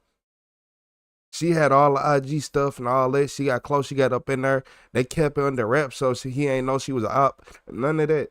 That's how it went. But it ain't even just that.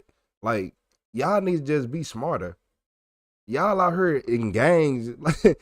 I ain't even finna get started on being in a gang. How dumb you got to be to join a gang? Like, how lame you got to be? I need to be protected. About being pregnant?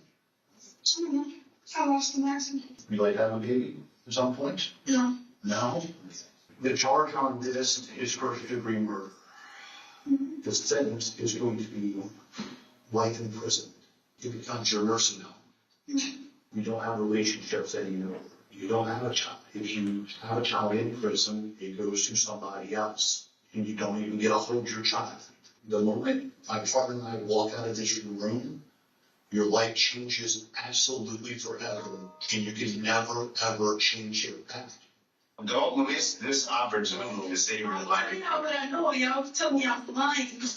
You don't want to live with this, okay? You don't sure shit don't want to live with this in a box the size of this room for 30 years. This is it. For 30 years. No matter what the detective said, Alicia continued to deny any involvement and acted offended when the detective said she was lying. Despite the detectives talking big about Alicia being locked up forever, she was free to go for now while they waited for the crime lab results. Those results came in about a month after the shooting in July of 2024. It was determined that the weapons in the Toyota SUV were the same weapons fired at the crime scene, and the 9mm casings found at Sean's house came from the same gun that killed Julio Fulio. On July 27, 2024, police strategically planned an operation to arrest 3 of their suspects, Sean, Alicia, and Isaiah. Driver! Open the car door! Let me see your hands! Step on out! Back up to the sound of my voice! Keep coming! Keep coming! Keep coming! Keep coming! Walk back to me. Isaiah Dance, this is the Jacksonville Sheriff's Office. We have a warrant for your arrest. Put your hands up! All right, slowly walk toward me. Let's go. Keep coming. Keep coming. Keep coming. Keep coming. Keep coming. Stop. Stop. Turn around. Keep your hands up. Turn around. New subscriber Don't alert. reach for your waist. Put your hands behind your back. Stay there. Don't move.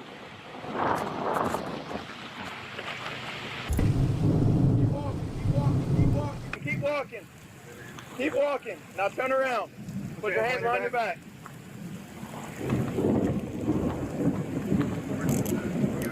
These 3 suspects were transported to Hillsborough County and booked into jail. And at their arraignment hearings, they all pled not guilty. As for Rashad and Davion Murphy, police were unable to locate them, and they were considered fugitives of justice. They were eventually able to track Rashad down to an apartment complex of a woman he was seeing. They had a standoff for an hour, demanding Rashad exit the building, but after throwing tear gas into the apartment, Rashad finally surrendered, with his Bible in his hand and his Yorkie by his side.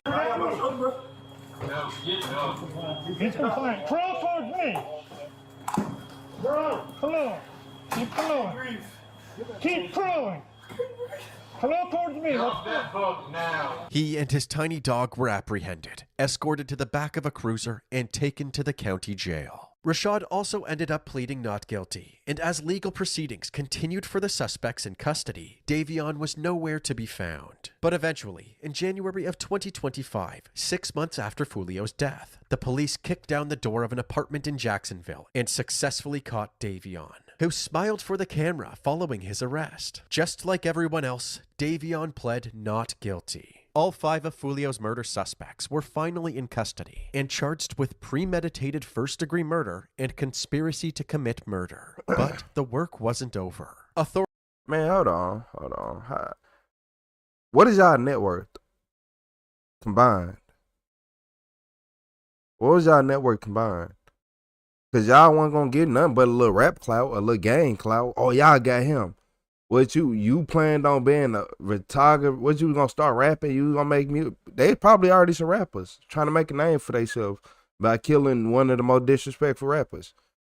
And now look at all y'all in jail, just broke. You ain't had no money before you did it. You ain't got no money now. Degree murder and conspiracy to commit murder. Dumb. But the work wasn't over. Authorities continued to gather evidence throughout the legal proceedings in order to build a bulletproof case against each of the defendants. What makes this job easier is that members of ATK are extremely active on social media and have a tendency to brag about the crimes they commit. Just 20 minutes after Fulio was killed, Rashad Murphy posted laughing emojis to his Instagram. Later that day, he also posted a clip of football superstar Tom Brady and his coach Bill Belichick celebrating. This was around the same time that he used Sean's phone to text somebody saying, "I'm coming home, my thirst is quenched. Pop a bottle of Don Julio today, Murphy." Isaiah Chance joined in as well, posting a picture of Bill Belichick with a raising hands emoji. 4 hours after the homicide, another ATK member posted a story saying, "If it ain't no Don Julio, don't pass me no bottle." These are just some of the many posts made by ATK members disrespecting Fulio after his death. But the most flagrant celebration came from the leader of ATK himself, Youngin Ace. The same day that Fulio died, Ace posted a music video for a song called Do It, which his listeners interpret as a diss track about Fulio's death. He then posted another music video hours later called Game Over. On October 22nd, 2025, the first person to go to trial was Alicia Andrews. These co-conspirators hatched this murderous plot not minutes, not hours, but days before this, with one common agreed upon goal: death, violence, and murder. The prosecutors were still aiming for a first-degree murder conviction, but the jury also had the option to find her guilty of the lesser charge of manslaughter. Although Alicia wasn't one of the shooters, the prosecutors said that according to the law, as long as she intended for Fulio to be killed and helped in some way to make that happen, she should be found guilty of first-degree murder. This attack hinged on the element of surprise. And to have that type of surprise, they had to act with a coordinated knowledge, and they needed intelligence. They needed real-time information. Where is he? What's his route? It was that intelligence, that real-time surveillance and communication, the locations and routes that were provided by this defendant and her boyfriend, Isaiah Chance. To support their claim that Alicia was intentionally stalking Fulio and giving the shooters intel, they took the jury through all of the surveillance footage and digital evidence from her phone. The defense, however, said that none of this evidence proved that Alicia knew Fulio was going to be killed. They claimed that she was just tagging along with Isaiah and didn't ask any questions when all of his friends showed up. On the weekend, Charles Jones was killed. Alicia Andrews was on a weekend trip with her boyfriend, with only one agenda, to be with her boyfriend. Alicia Andrews is not in a gang. Alicia Andrews is not a part of the drill rap culture, nor the drill rap scene. You would not find DNA, fingerprints, no physical evidence whatsoever linking Alicia Andrews to this case. They then tried to discredit the lead detective in this case, pointing out his lack of experience as a homicide detective. We're here because of the perception of the facts of one man, Detective Juan Ramos. But ladies and gentlemen of the jury, perception is not reality. Detective Juan Ramos had only worked homicide for about 4 months when he got this case. His first time as a lead detective on the case, and he lands perhaps one of the biggest homicide cases that the Tampa Police Department has seen in a while.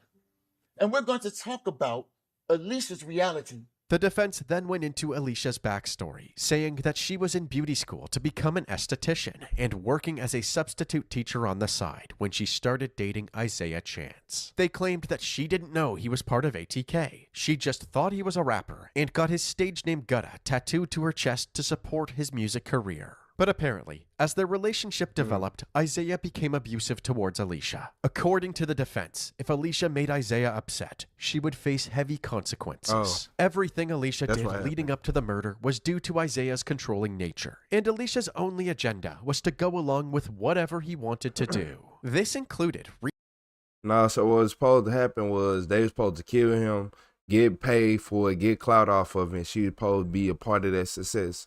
You not finna play with me. Nah, it ain't no, I was a victim and all this. You wasn't. You wanted to go, you wanted to get in the car, you wanted to be passenger princess, you want to do all that. Reaching out to book the Airbnb, walking around outside of the clubs where Fulio was at, and letting Isaiah use her phone throughout the night. When Isaiah Chance says, give me the phone, it's in her best interest to give him the phone. Everybody's coordinated, dressed in black, covered from head to toe, all of them except Alicia. No evidence whatsoever suggesting that Alicia Andrews was on some surveillance mission.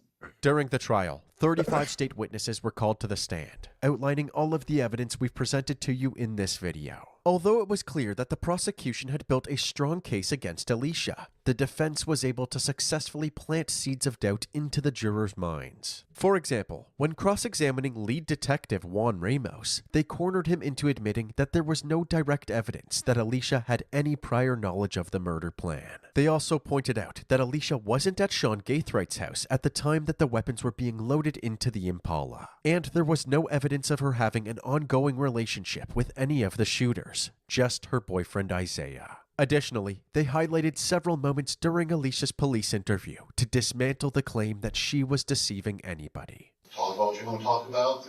I want to talk about what you don't want to talk about. And he tells her, talk about what you want to talk about, and you don't have to talk about what you don't want to talk about. Is that correct? That is what he said. All right. When you asked Alicia Andrews who her boyfriend was and if it was Gutta, she says yes, right? Her initial response there, yes, correct. All right. So she's not trying to hide or pretend like she doesn't know who Gutta is. She answered your question truthfully. At that moment, yes. All right. Have you ever seen a text message in her phone where she's talking to Isaiah Chance and she calls him Gutta? Her phone has the word Gutta in it many times. Right, but when she's talking to him, does she call him Gutta in any text messages? I can't recall the specific text message where she sent to him calling him Gutta. When you asked her who all went down to Tampa with you, she said, "I don't know them people." Is that correct? Something along those lines. Yes, that's what I heard. All right. Did she know those people before she met them when she went down there? A very minimal. She spent a 3-hour car ride with Mr. Gaithright on the way down to Tampa, and she admitted that she had been to his house before for some kind of gathering. So that was evidence that she knew Mr. Gaithright. So that's one of the people that she said, or the only person she said she was there with. Is there any evidence that she knew Davion Murphy No, or Rashad Murphy? not that I found. And the knowledge that she had of Sean Gathright is one time she went to his house and got a plate of food and left. That's from her statement. Okay. At the time that he and Alicia Andrews would have been around each other, he had long hair. Is that correct? Yes. All right. And you showed her a picture of Sean Gathright with short hair. That's the only photo I had. Right. In one final effort to convince the jury of their client's innocence, the defense called Alicia herself to the stand. Did you know that Charles Jones was going to die on June 23rd of 2024? No, I did not. She went into detail about the grip Isaiah had on her due to his abusive tendencies. In the beginning, it was good, I would say. But then he changed over time. I mean, once we got comfortable with each other, he started to be a little more controlling. Like as I got older and I would want to go out, he didn't like that. Like he would tell me what to post, what not to post, or if he didn't want me to take something down or don't wear this, don't wear that. Did Isaiah Chance ever put his hands on you? Yes, back in like 2021, we were arguing over the phone. Like he wanted my phone and I wouldn't give it to him. And that was the first time he ever like snatched it and he ended up hitting me. According to Alicia, Isaiah had even hit her just days before the murder because he got jealous about her talking to one of her guy friends. He drove me to like a park and he stopped and he was like, "Let me see your phone." And I said no. But he ended up grabbing it. He was telling me to unlock it and I wouldn't unlock it. And that's when he repeatedly hit me to unlock the phone. This incident left Alicia with her eyes bruised and her phone screen cracked. So Isaiah, he was a lame too. Not only is you over here mad and doing all that, she should have left immediately, but she ain't innocent either. Yeah, she not telling the whole truth. Everything she said, do y'all really believe her? I'm finna keep it 100. Everything she says, she's not telling the whole truth. All that, oh, I'm scared, this and that. I'm saying straight through all that. But, yeah, she not telling the whole truth. I feel like she just trying to play victim. She probably did get swung on the other day. But he saying something in that phone. And he lame enough to still be with you after that. So that goes show what kind of character he is. Like if a dude to stay with a female as she cheat, he'd do stuff to impress other men. I'm not gonna lie to y'all. This is just one of the several examples the defense showcased of what would happen if Alicia questioned something Isaiah asked her to do. Alicia then gave her perspective of the trip to Tampa. Isaiah suggested that they go to Tampa as a way to make up for hitting her, and his little brother, Sean, would be tagging along. As they picked up more of Isaiah's friends along the way, Alicia didn't question who these people were or why they were picking them up in order to avoid any backlash from Isaiah. Since Isaiah was the only person she knew, she stuck to him the entire trip and let him use her phone whenever he asked. You knew what you was there for. She the one who had the IG. She the one who had fully on IG to be able to say, "Oh, he here. You the one who had his IG. Man, stop playing. Why you? For a fact, all them couldn't get none of them locations. At no point did he mention wanting to kill Julio Fulio, or that a plan to kill Fulio was already in motion. She said that she didn't understand a lot of his actions that night, like going to two different clubs just to walk away, or speeding through a red light on the way to a random hotel just to leave a few minutes later. And when she heard shots go off in the distance, she had no idea what had happened. And again, at that point in time, did you know that anyone had been shot? No. Even though you heard gunshots, you didn't know that anyone had been actually shot? No, they could have been shooting in the air or something. All right. Did you know that it had anything to do with Isaiah Chance? No. Were you suspicious of anything at that point? Yes. Ultimately, it would be up to the jury to decide if they believed Alicia's story or not. But first, both sides presented their closing arguments. They hunted him, they stalked him, they found him, they targeted him, and they gunned him down. She assisted. She did more than assist.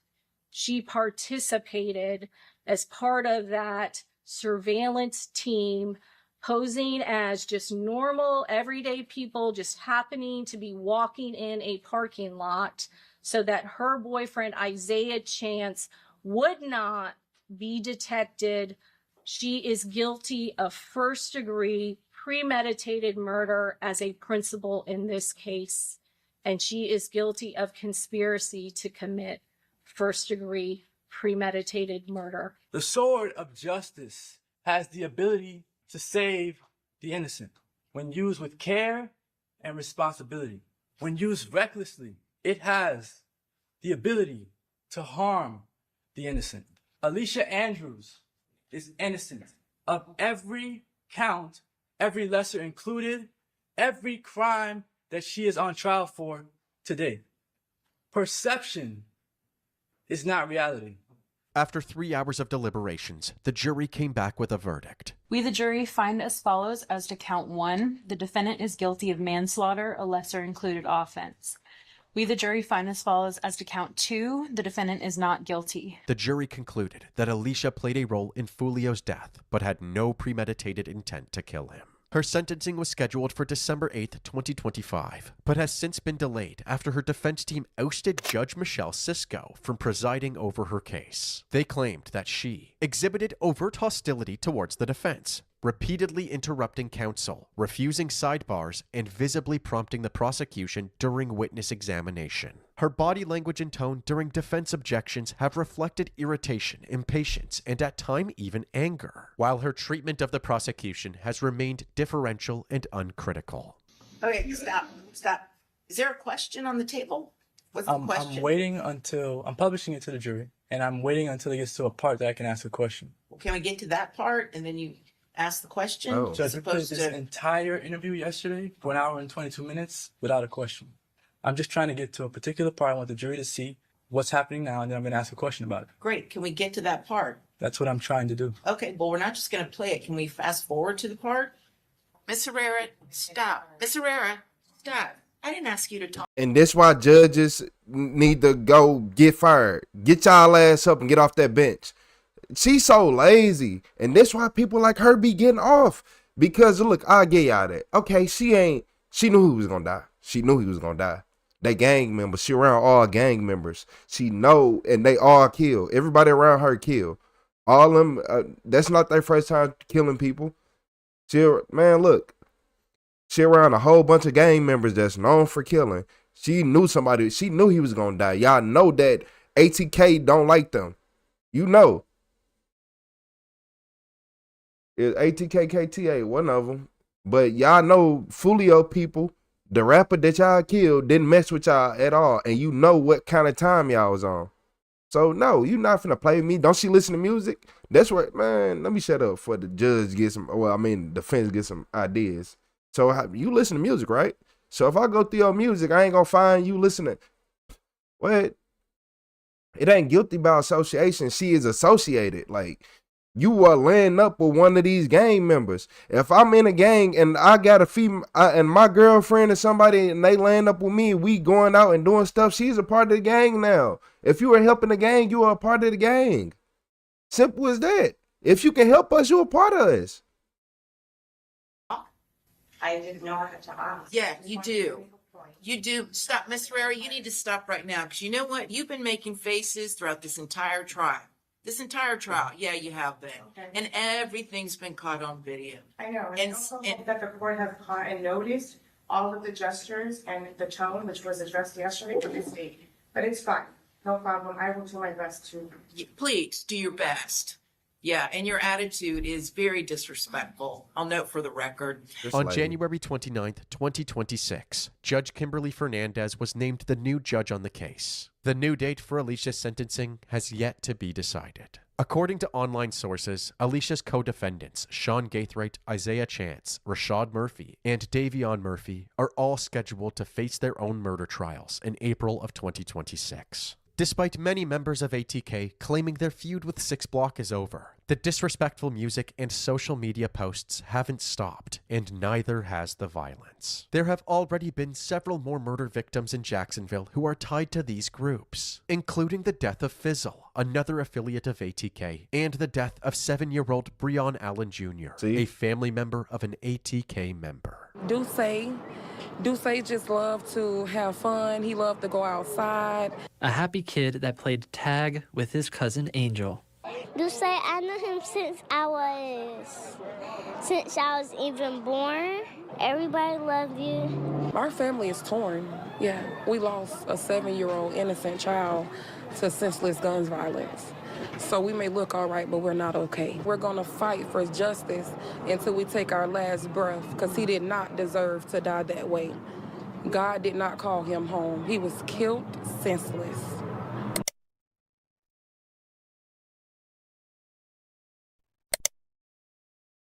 Man, that should be crazy. No cap. That'd be crazy. And it's all because, it's really old girl fault. I'm gonna keep it 100 with y'all. If y'all want to be honest, you want to blame somebody, here you go. And I'm finna tell you why. Because the other bums couldn't get his location. Because I'm gonna tell y'all something. Why would they bring her out of town if they didn't need her? If she wasn't the only one with the location, why would they bring her out of town? So now other kids and all, they getting shot as retaliation, right? You got men getting shot, you got kids getting shot. Because it's all one big stupid game. That's why I be saying the streets are broken. I don't even know why y'all still want to be in the streets. The shit is so broken and broke. Everybody in the streets try to look up to one person. Like, bruh, the streets, it ain't no money in the streets. The people from the street straight be thinking they have money and they don't. They don't. That's not no money. Y'all want to sit out here and tote a gun because that's the closest thing to make you feel like a straight boss in this world. That's the closest thing you can get to make you feel like a boss in this world, a gun. That's it. That y'all can't do nothing else but tote guns. That's it. That's all. And then be like, I'm a killer. How much money you got? I'm a killer. Oh, okay, you broke then. Oh, okay, you broke. Just like King Von them. They talking about all them murders and all them killers. Did you hear about King Von when he was this big time killer? No, because he was broke. Man, you are broke. You was in the hood. You ain't ringing no bells for real. I'm gonna care about you. Yeah, that boy right here, he go crazy. He killed people, boy. Nobody don't care. This man had luckily he knew how to rap. The hell, like, do y'all not be hearing these interviews and listening to these rappers? A lot of these rappers who be like, man, this is the first time I ever had $5,000 at once. Like, bro, you 28. You hold on. This the first time you 24. You ain't never touched $5,000 because you was in the streets too much. Yeah, boy, you was in the streets too much. Of course. Like, y'all don't be, man, this shit's stupid. I don't say fuck the streets for the reason everybody else do it. I done lived through the streets. I done been looking at games like, bro, I would never join y'all. You can't trust, y'all don't even trust each other. Y'all don't trust each other for real. Boy, you go to jail, boy, you gonna be shitting bricks thinking about what the next dude doing. Like, bro, I wonder that's you gonna be wondering. Cause you know you can't trust none of them. But for her to sit right here and be like, I ain't know what was gonna happen. So Lil Durk and NBA Youngboy is making music going back and forth, right? So what if they got closer, one of them got the drop on the other one and the female was involved, or they associates did it, female involved, what make it make sense, Make it make sense. Because females, it's always the females. If Fulio, man, if he would have went to the crib, not posted on IG or not even added everybody trying to be a normal person, he'd have been cool. But hey, this what come with it. Then it's consequences. It's still gonna be more and more going on. I ain't gonna lie, it's gonna start to die down. Why? Because them boys going broke. All them drill rappers and all that, y'all are going broke. Are y'all hurting? And I'm watching. Because one thing I learned how to do is this. I learned how to read some numbers. I learned how to read views. And I learned how to read when, hey, y'all ain't making as much money as y'all was. Nobody ain't listening to them songs no more. Motherfucker clicking off within 1 minute. Boy, you can pay $3 per 1,000 views. $4. Nobody not listening to these songs no more. Shit, if you even getting that. And I'm going to keep it 100 with you. That's if you're getting that. Why they not bumping this music no more? Your highest paying stuff probably $10. But I don't care. Like, come on. The streets over with. The streets gone. No cap. The streets are over with. The streets is dead. There ain't none of that. Y'all in a losing battle. For real, motherfuckers don't understand. That's a losing battle. Being in the streets all day, you're not gonna ever win. You're not gonna ever win. Not even a little bit. Streets is for broke people. All them people, dudes that you be saying, like, bro, look, I got all these racks. I swear to God. If they sell drugs, they didn't re-up yet. They didn't pay their bills. They didn't do none of that. They car need this, need that. Like, that's what people fail to realize. Like, everybody want to try to glorify the street life, but street niggas be doing the dirtiest shit. Like, street niggas don't be getting their oil changed on time. Street niggas don't get their brakes changed when they need to. So, man, what? Street niggas can't even get their car fixed every time they need to. Y'all ever heard that my car in the shop joke? Where you think it came, man? You better stop playing. Came from broke niggas on the streets. My car in the shop. Why you lying? Like,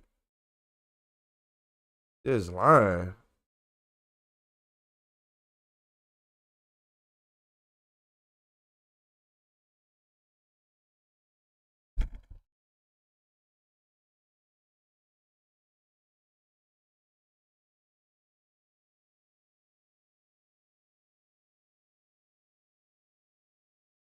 Oh, hell no. My daughter-in-law was dying on the floor. Oh, hell no. I gotta see this one. I gotta see this.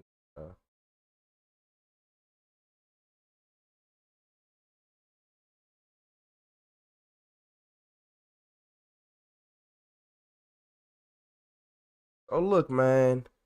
In this video, they said this crazy husband, he shot his wife and then chased her ambulance.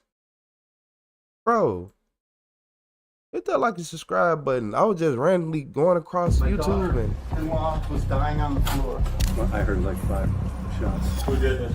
My son.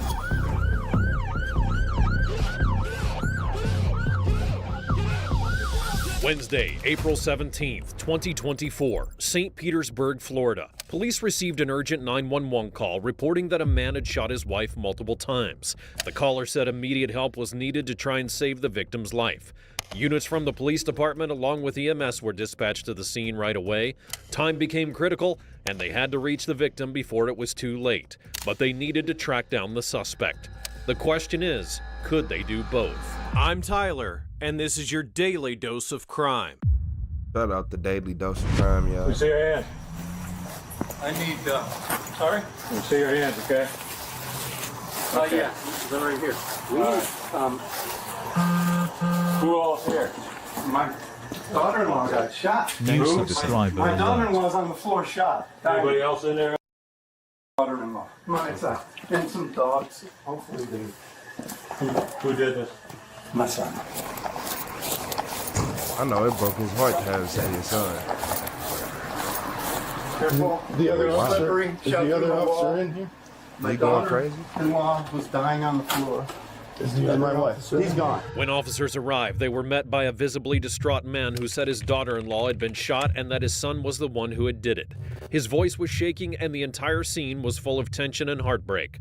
Paramedics began providing emergency care to the victim, and meanwhile, officers started collecting the information they needed to move forward with the case. But what exactly had happened? Yeah, there's 2 officers inside. All right.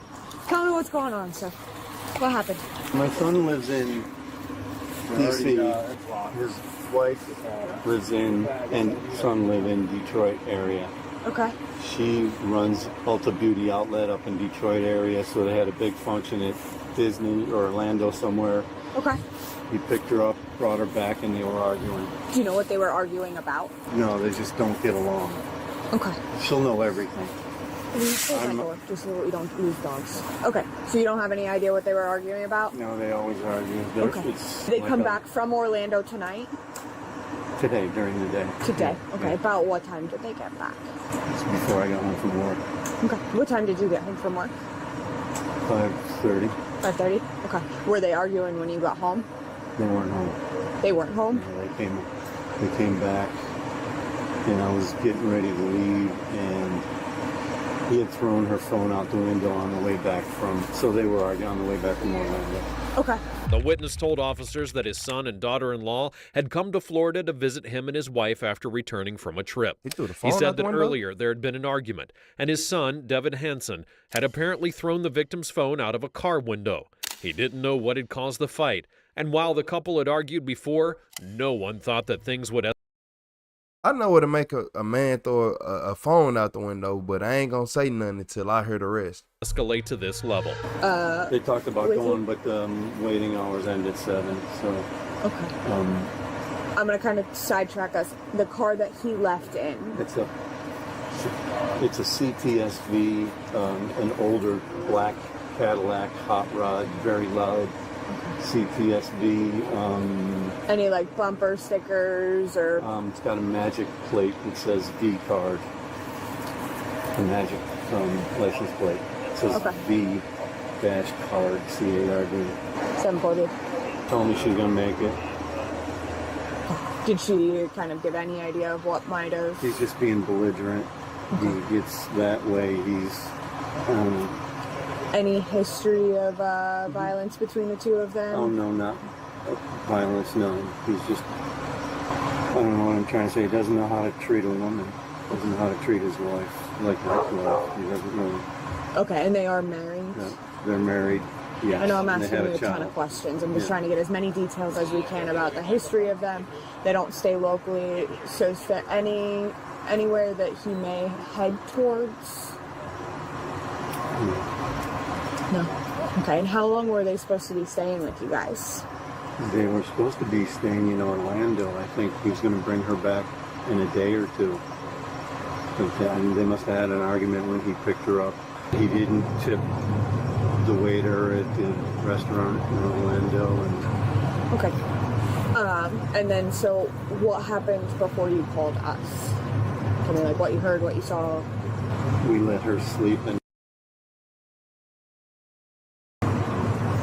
He was in his room. He walked back and forth a couple of times and then wanted to talk to her. She eventually did open the door. I think he broke through because that door's locked. And forgive me. No, it's okay. I know I'm asking you a ton of questions, and I know this is not an easy thing to be dealing with. They are doing everything they can to get her to where she needs to be to get treated. But the more information that we have and the more information we can get to other officers that are trying to find him right now, the better off we're going to be. Yeah. So he breaks through the door because it was locked? Yeah. Did you see him break the door? And then we said, leave, get out, no. And then at this point, I got up. I was ready to say, you're not welcome here anymore. But he ran back to his room and got a gun, I think he, I don't even remember if he was dressed or not. I think he had jeans on, but no shirt. Okay. So did he break the door and then you got up to confront him to say get out? In the room asking him to leave and get out and let him go to sleep. Okay. And then he runs back towards the room that he's been sleeping in?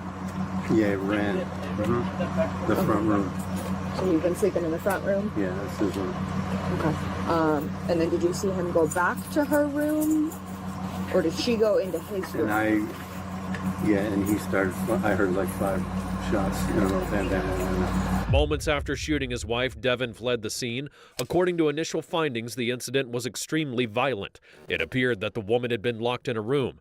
Devin had forced the door open and entered with a gun and fired several rounds at her.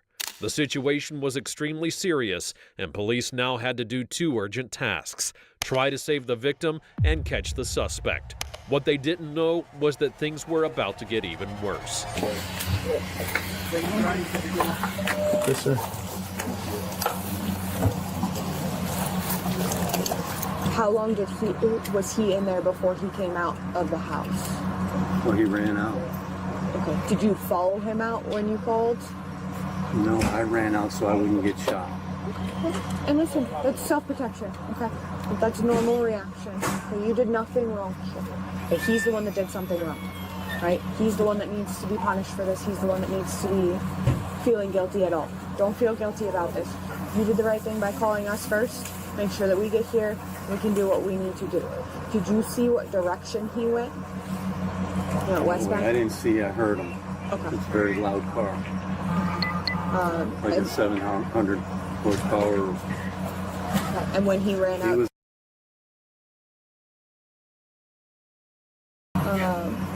when he ran out, did you see the gun with him? I didn't see him run out. I ran around to the back door because I wanted to see if what happened, what was going on. If he,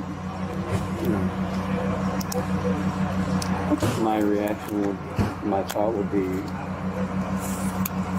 he was just showing off, shooting it into the butt. But you guys were the only ones in the house? Do you know if he has any other weapons? Yeah. Nothing being taken with him that we know of? I don't know. They don't live locally, they're here visiting. Oh, so just visiting. But yeah, so just hang tight here. I'll go fill them in. Take a couple deep breaths. Like I said, I know that this is hard. I know we're asking you a ton of questions. I know that this has been a whirlwind of an evening, okay? We're going to probably have some more follow-up questions. But do you need a chair or anything? I'm going to go in and get a glass of water if it's okay. I prefer if we get a bottle of water. I was going to say, or I can get... Do you know name and everything of her? I can work on that. Yeah. It's for the hospital. Okay. Y-A-S-M-I-N is the first name. Yasmin. Last name? Y-A-S-M-I-N. Okay. And last name is Hansen, H-A-N-S-E-N. They're married. S-E-N? Yeah. Okay. Do you know the date of birth? Yeah. I don't. No date of birth? Even month and year? No, that's okay. I'm gonna... You want one? I'm just gonna... I promise you're not in any sort of trouble here. I'm just gonna kind of keep an eye on you to make sure that you don't get injured slipping on any of this water, so...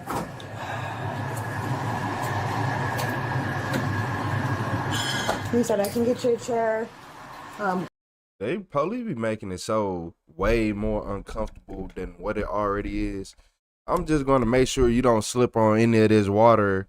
Just say you don't trust me and you want to watch every single movement in my house because somebody just got shot and you might think I'm the suspect. Once we get these initial interviews sit together and we'll keep you guys updated as much as we possibly can, okay? You say so. So you think that's where the water's coming from? Oh, definitely. I shut off the water. Okay. Yeah, leave that. Like I said, I'm going to have you come back out to... Stepped on it. Yeah, it's okay. We'll document that. The victim was in critical condition. Paramedics were doing everything they could to keep her alive. Back at the house, the witness told officers that he had run when he heard the gunfire, saying that he felt guilty for doing so, and the officer reassured him that he wasn't at fault. Time kept passing, the victim wasn't showing signs of improvement, and the air was thick with anxiety. No one knew what the outcome would be, and the mood was grim as officers began to prepare for the worst. While en route to the hospital, an officer riding in the back of the ambulance noticed something strange. A black Cadillac matching the description of Hansen's car was following them on the interstate. The officer alerted dispatch. Patrol units attempted to stop the vehicle, but the Cadillac sped off within seconds. A pursuit then followed, and it ended when the suspect's car crashed into large landscaping rocks on 54th Avenue South. He's crazy out of his mind with a 700 horsepower Cadillac.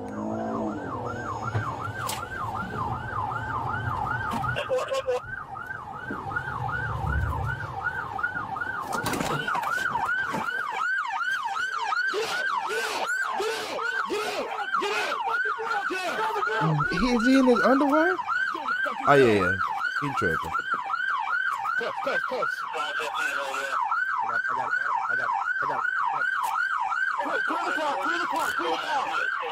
Yeah, something off about him. He took something. He owned something, or something wrong with him. That boy is driving in. First off, look. Where's my mouse at? Okay, so look. First off, y'all. Yes, he was driving with no pants, no clothes on, just underwear. I don't even think he had socks or shoes on. So I think he just had underwear on. Driving a 700 horsepower car. I love my car as much as the next person, but I would never go that far. He off. He probably took something. He probably on some salts or something. He took some, and it wasn't. Hey.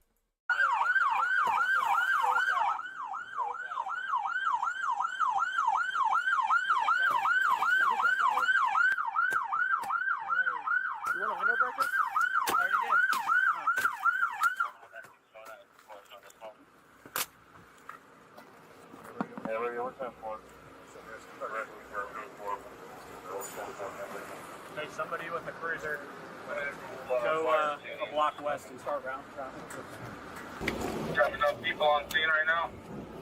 We got plenty of people on scene right now. Hey, we're on 97. You can be delayed from this. Hey, who's got tape? I got beat. Hey, I got tape around this area. You were being involved. I got three right here. Let's get him in the car. One unit to block westbound traffic. Roll him to the side. Let's just get him in the car for now. Stand up.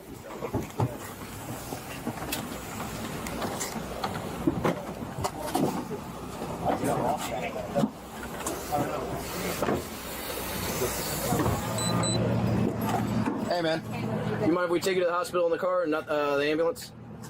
You're going to the hospital either way, right? Yeah, it's fine. Do you think you can loosen these just I'll take a look at those in a second, all right, boss? All right, they're really okay. No worries. But we're gonna take you to the hospital, okay? All right. So what's the? I'll talk to you in a bit. All right. Talk to me a bit. Yep. Give me a sec. What'd you have to say? I'm sorry. I'm sorry. What was the reason for the traffic stop? Why'd you guys light me up? I don't know anything. I didn't light you up. Okay, who'd let me out? I don't know. Okay. All right, sir. Can you do me a favor? Just go ahead and step on out. Yeah. Yep. Come on out. Come on out. Are you able to loosen these? Just Well, I'll take a look at them in a second, okay? They're extremely tight, sir. I got you. All right, come on with me. Come on with me.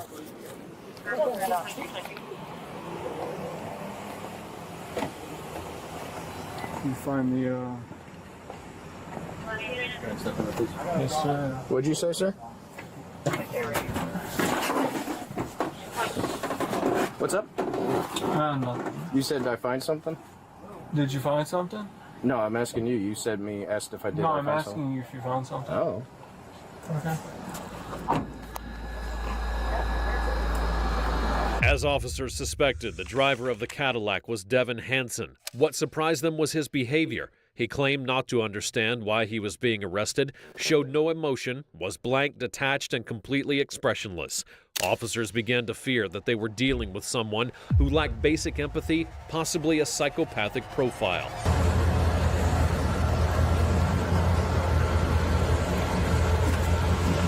He was blank. He was very blank. Right. That's a gnarly Take a mustache, step dude. outside for me, sir. Brother, you have a Come on over here. Officer mustache. All right, you standing right here. All right. Is it possible to? Let me take a look at him while she's doing that. So that these are as. Oh, we can fix that one. You got your key on there? Mine fell out. Got it. He got that Mr. Eggman or Sonic mustache. That's good. You know, he just be like. That's double. That's loose. That is loose, sir. He's not a Yoda. Oh, sure. Just there you go. All right. Each in your lip.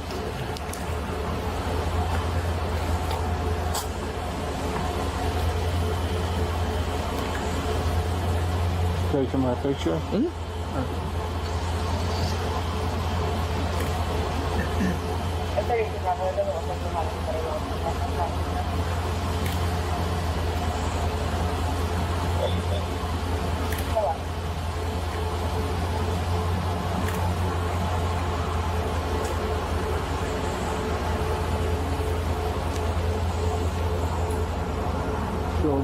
Yep. You got a, Are you taking pictures of the damage? yep. You got a bump on your head, so hold still. You should probably lift the hair out. I can see it from here. Can you tilt your head down though? You're kind of tall.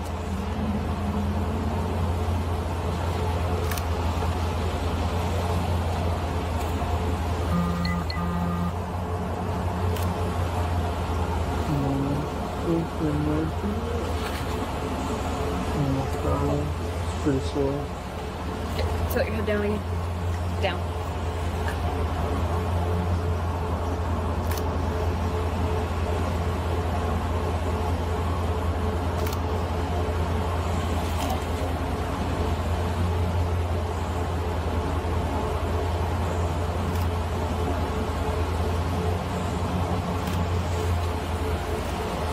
I think there's a little inside, maybe. Pretty sure. Maybe not. Hurts.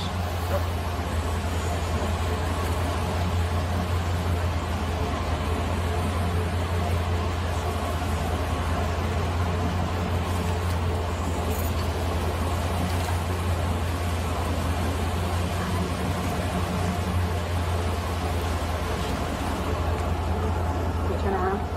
Yeah.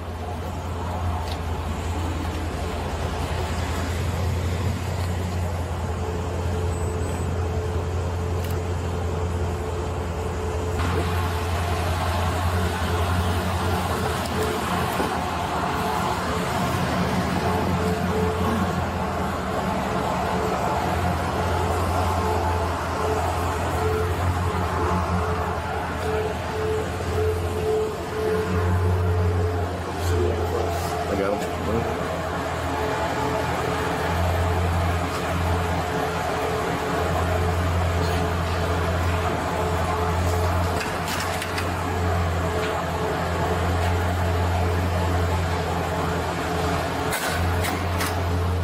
Thank you.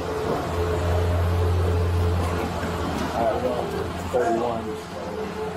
Or the nose, or the thumbnail. I'll meet you guys in there. Alright, thank you. We're going right Which way? We're going right here.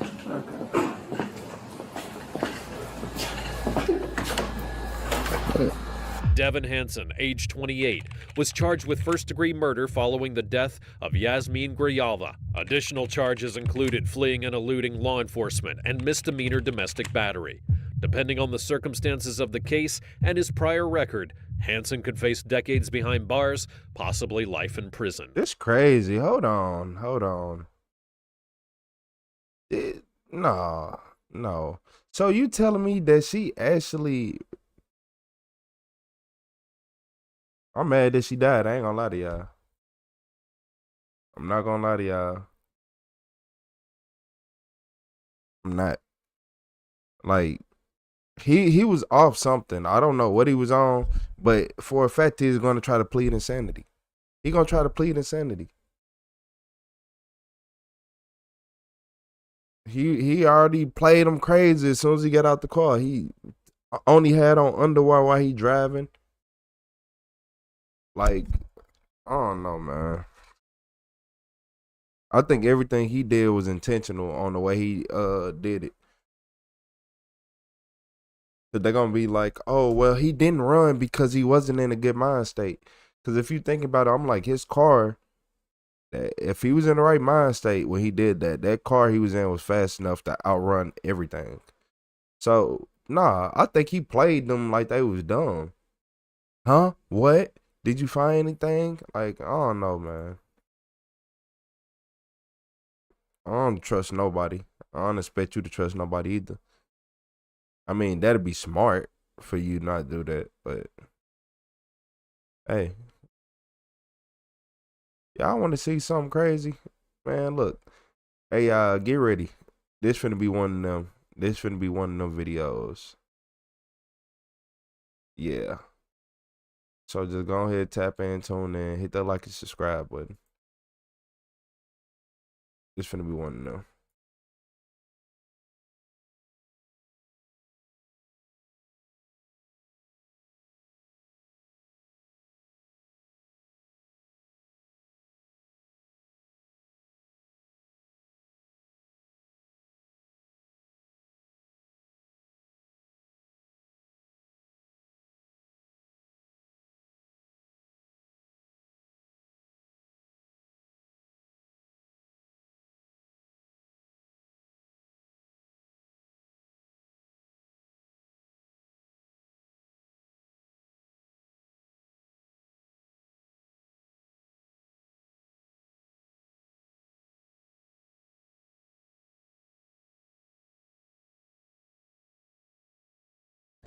It's for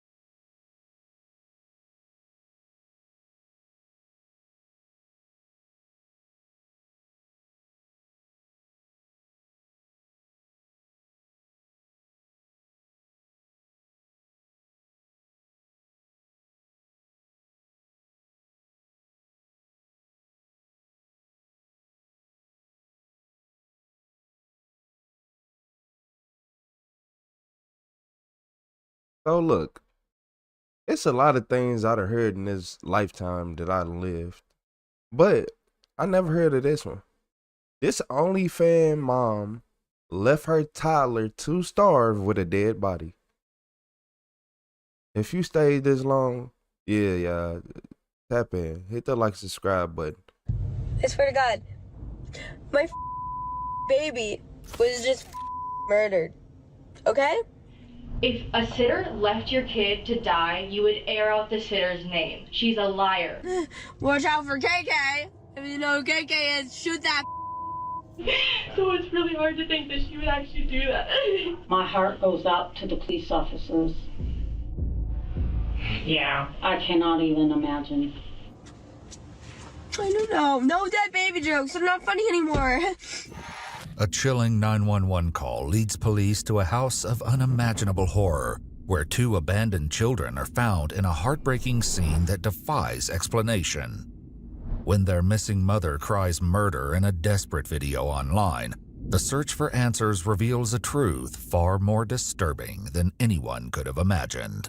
I just wanted to have some fun teenage time, and I always say that I can't do it, and this is when I can't do it.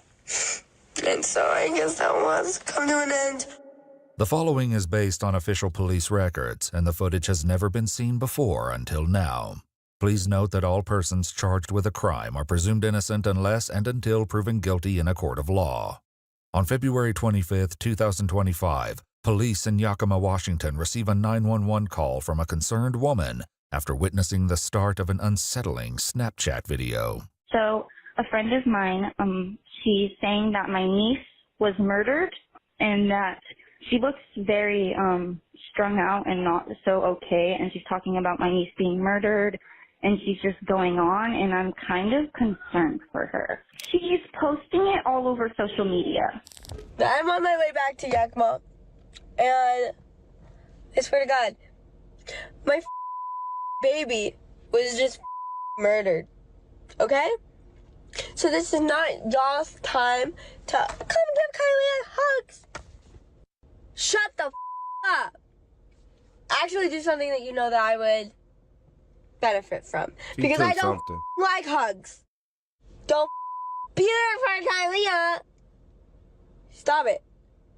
Help me get her popping and ready. Help me bury. Don't act like you knew her, because you didn't. I didn't even know her. Like, shut up. Just say that's wrong. That my baby was murdered because I left her with a sitter, and the sitter left. As this woman, 20-year-old Kylie Toll, films from an unknown... Like, what? She is on something, and just look at her face. Her face tell you everything that she is something clearly off about her. She took something. Location in her car. Police are actively searching for her. Earlier that morning, Kylie called 911, leading Yakima police to one of the most harrowing discoveries imaginable. Hey, it's okay. Take a deep breath, okay? Okay. No, it's not. No, it's not. What's your location? I need to have the officers to go to my house. There's 2 babies. My 2 babies. Ma'am, listen. Hey, can you hear me? Can you hear me? Yes. I don't know where you're at to send you help. I need you to take a breath and give me an address.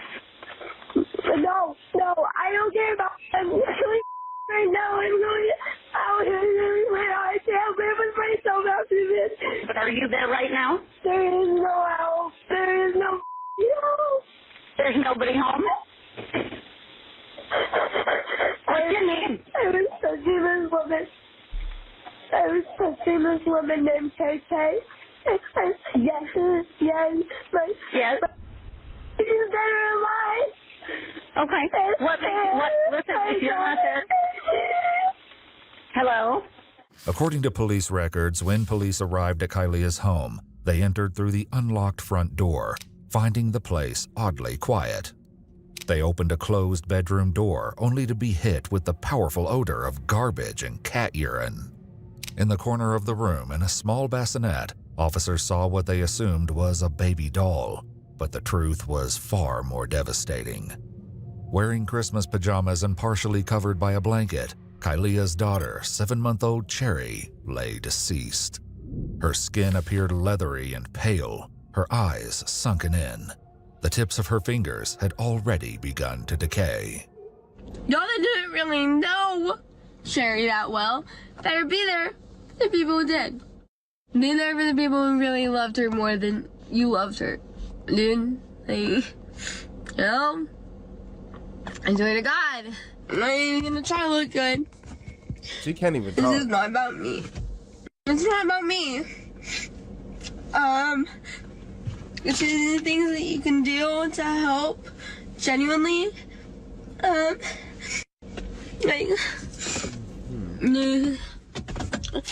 Like these. Unique. Not just like everybody else's. Make Sherry some. Sherry was born. Sherry was born to Taylor Swift.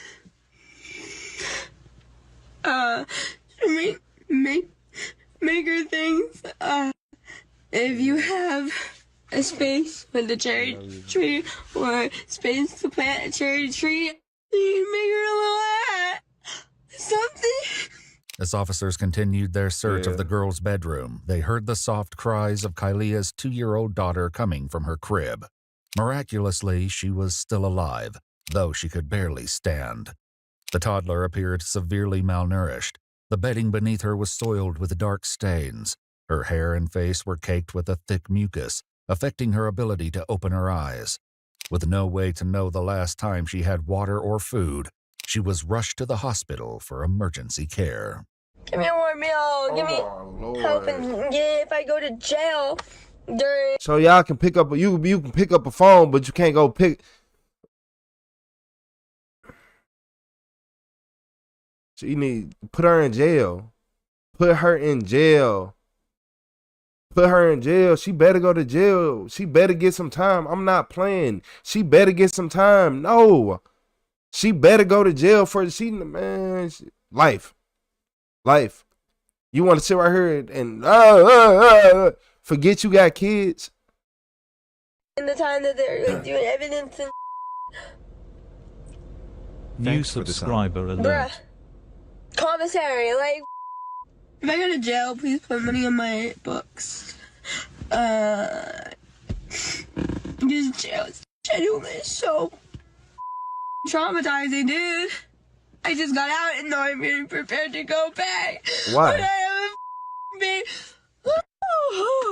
Once detectives arrived at the scene, they described the rest of the home as a collective reflection of neglect.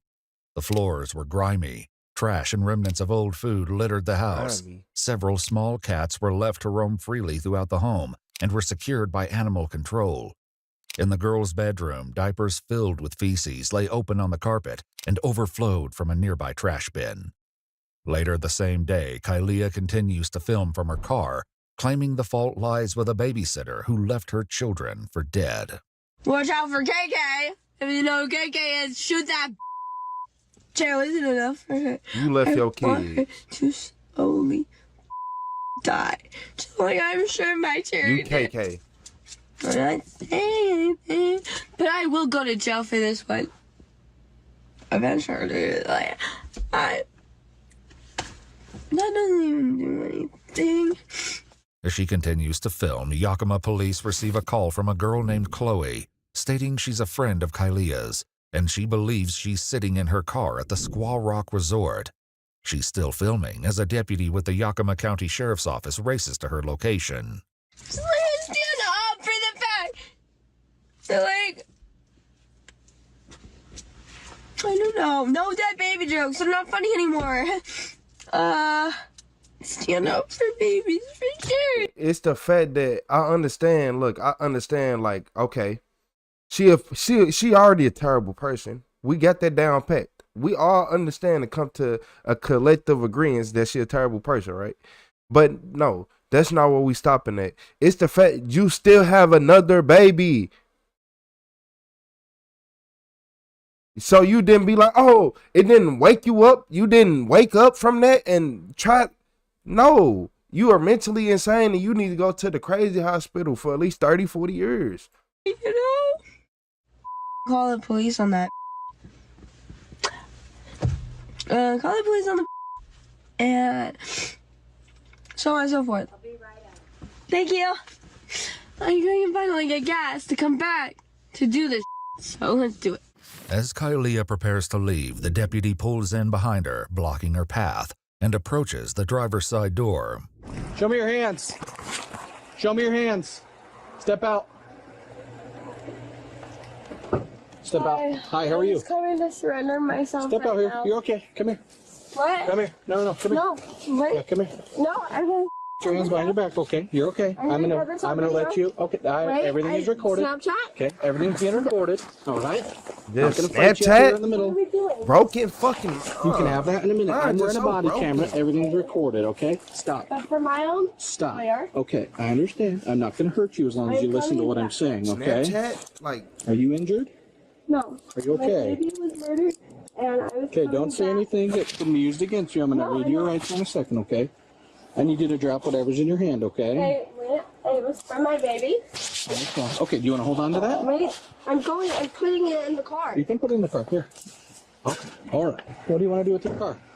I have a friend coming to come get it. Okay. Do you have So any can weapons we- on you? No. Okay, I'm going to check you, okay? Just nothing in your pockets? No. You can pull down my pants. I have. Come over here. I don't want to pull down your pants, Hey, okay? wait. Got a seat? All right, I'm going to buckle you in, okay? Hey. Anything you need in the car besides that? I need that, and I need the phone call with my lawyer in the car. Sit tight, okay? Chloe, who alerted police to Kylia's location, pulls up at the scene. My friend Chloe is coming to get. Hey, Chloe! My car! Get it! The deputy speaks briefly with Chloe, who agrees to head to the police station for questions. As for Kylia's car, it will be impounded for evidence, leaving her concerned for her belongings. And what about the items that I like to keep special in the car? Yeah. Like was that your baby's bracelet? Not particularly, but What was that? everything in that car is special, Okay. and everything is put in place. Okay. I do have marijuana on the side door. That's the only thing that I know is in there. And that was part of my testimony that I was coming in to have done. What's going on today? I don't know, dude. So I was just coming to find out what's going on, if something happened. Yeah, it's a Yakima police case. I'm not sure how much info you'll see it on the news, I guarantee it. But Oh, that bad? it'll be a little bit, yeah. Oh, dude. So. I'm sorry. But we will, YPD is taking the car. We have a tow truck coming, so it'll be a little bit. Okay. Yep. Okay. Yep. I'm just going to have to. Yep, we will get it out of here on a tow truck as soon as they get up here and we get a tow truck up here. All right. All right? Well, I know a cigarette. Ooh, I know a cigarette hate seeing her coming. A cigarette and coffee. Ooh, I know. I scream, try to jump away. No, she can. I know she got a pack in her pocket right now, right in one of them front pockets, with a lighter, 2 of them. In case the other I one go wanted out. to come surrender myself so that I wasn't put in Let me shut up. Let me handcuffs, you stop. know, and dragged She around. She like she smoke Nobody cigarettes. dragged you around, huh? Well, girl, you kind of dragged me out of the car a little. Well, I told you to step out, okay? I know, and I was getting my recording for my When you tell me thingy. what you're going to do and not do, after I'm giving you lawful commands to put your hands behind your back, you're lucky you didn't end up on the ground, okay? So, I'm aware, but at the same time, I do deserve the right to have my own video for my no, you don't. lawyer. If you can tell me what right that comes from, then I'm all ears. But, ma'am, I've been doing this job a while. There's a camera right here facing you. I wear a body camera, all right? So let's not play those silly games, okay? Yeah. The Yakima Police Department soon arrives on scene and takes custody of Kylia. She's transported to the police station for an interview where the devastating truth of what happened to her daughters will soon come to light. As Kylia mentioned in her Snapchat video, she was arrested 1 day earlier at a McDonald's at 1:30 a.m. on February 24th. Police records identify the arrest as stemming from a misdemeanor warrant, though no further details are provided. Emma, a friend of Kylia's, told investigators that Kylia came to hang out with her in the Tri-Cities on Saturday the 22nd, staying overnight, but she didn't have her children with her. After she was arrested at McDonald's on the 24th, Kylia called her from jail asking Emma to bail her out. I did not think that her kids would be home alone. Because I'm not sure, I think it was in one of the calls she said, oh, the kids, I need to go pick them up from my friend's house. Yeah. Am I correct? Yes. So it didn't occur to me that she would have left them at home. At the time of her arrest at the McDonald's, Kylia was in the company of a man named Brad, the 37-year-old father of one of her close friends. Once she was released from jail later that afternoon, Brad was the one who picked her up, but she didn't go to check on her children, telling him they were with a friend. She had a friend K or KK watching them. And I was like, all right, that's cool. Because I guess her friend needed a place to stay. So she had her watching them for a little while so she can breathe again and like get out and be able to do stuff with her friends and stuff like that. Brad explains he and Kylia spent the evening together at his hotel room, but at some point she left, and when she returned, her demeanor drastically changed. She came back and she was hysterical. Like, she wouldn't complete a sentence. Like, her eyes were all just wandering across the carpet and stuff, and I was like, what is going on? You are different. But she goes, I can't tell you. And then she's like, can we just leave? And I was like, leave to where? And she goes, can we just go? Then like she just kept talking about she wanted to kill this chick K or KK or something. But neither Brad nor Emma knows of anyone by that name. The next morning, Kylia drove to the Squaw Rock Resort, where she began recording her Snapchat video. She'd also posted to Facebook writing, I really did trust Kay would take care of them for a while. I thank you guys so New much for the subscriber Facebook. alert. I made the Facebook post that I made. I don't think. Oh yeah, someone shared. I'm not real savvy with social media, but New subscriber really bothered alert. me that people were just like, what's going on in the forest? And I was like, maybe he was murdered there. But ultimately, that's what it was. I just did wrong. New thing subscriber alert. by just running. But Kylia's friend Sophia isn't convinced by her story. She says there's a I'm not sitter. I convinced think either. it's ridiculous that she says there's a sitter. I don't believe that. I don't believe there's a sitter. Because she said on some Yakima post, I'm not going to air out the sitter's name. If a sitter left your kid to die, you would air out the sitter's name. She's a liar. There was no sitter, she just left her kid. okay. Do you know who her sitters were? She said her sitter was named Kay. K-A-Y. I have no idea who that is. Never heard of the person, never seen the person, never seen an Instagram, never seen a TikTok, never heard of them, never seen a video of them, nothing. That's why I don't think this person exists. Okay. I think it's something Kylie thought of because she found her baby dead and she felt remorse after a second. She was like, oh my God, what did I do? Investigators also spoke with Kylia's parents, who adopted her when she was just 2 years old. I just feel like I just entered an alternate universe. I mean, this is just...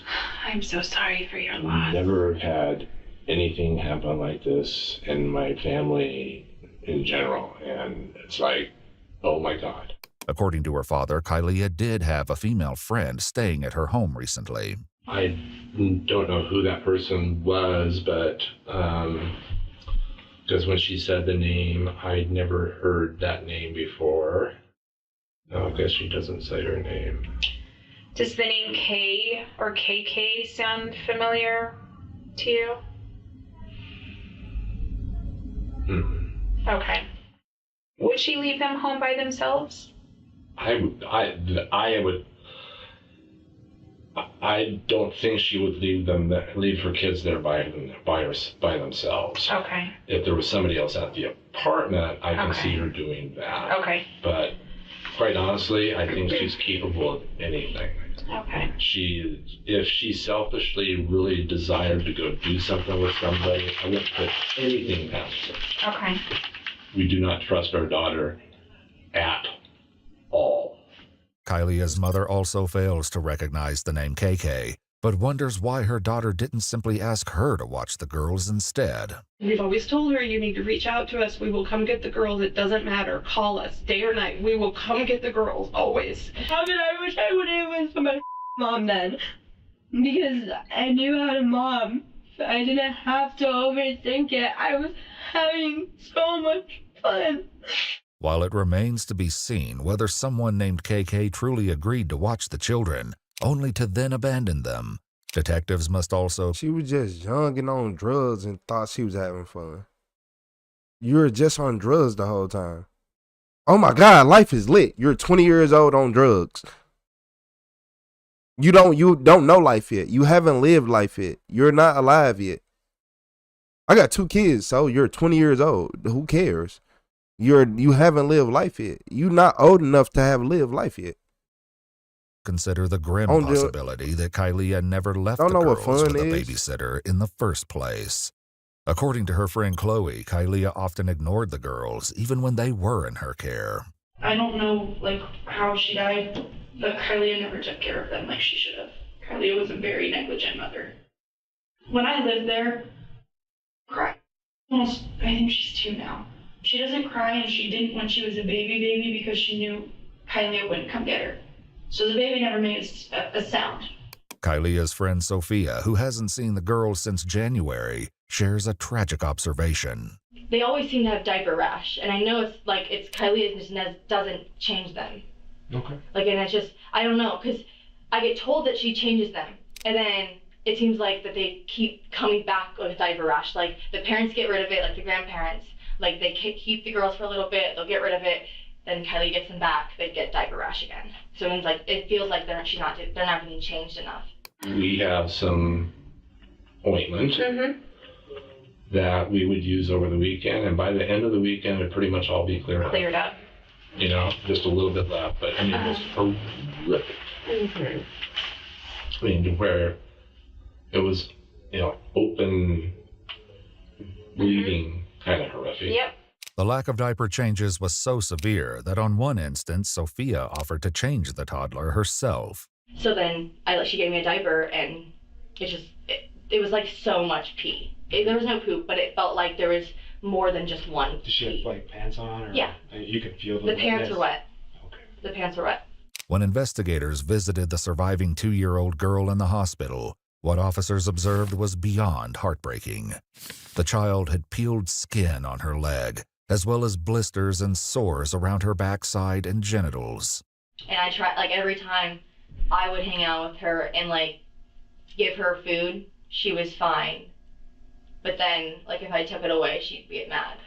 But to be fair, any kid would get mad if you could take away food. Yeah. But, like, I gave her, like, a pack of fruit snacks, and then she, like, was, like, crying. I was like, oh, do you want more? And I was like, that's so many fruit snacks. And then Kelly just kept giving her, go-go squeezes. And I was like, doesn't she need real food? And Kelly was like, she's good on go-go squeezes. Once a detective arrives, Kylia is... She good on go-go squeezes. That's like applesauce, y'all, if you didn't know. For the people who not parents. But what? I wish I would give my kids some go-go squeezes and be like, oh yeah, you good. What? That is a little small snack. Mirandized, and she agrees to answer questions. To understand more about Kylia's care of the girls, the detective asks about their eating habits and feeding schedules. Though the questions are simple, Kylia's answers are difficult to follow. Started out with these like little stupid bottles, and then she went to the 4-ounce bottles, and then she went to the 8-ounce bottles, and then she went to the big 8-ounce bottles. She got hold of herself. And then when she got to the big 8-ounce bottles, how many of those would you give her a day? Oh my god! Oh my god, so many. She was having like one every 2 hours. Okay. Like she is a good eater, like good eater.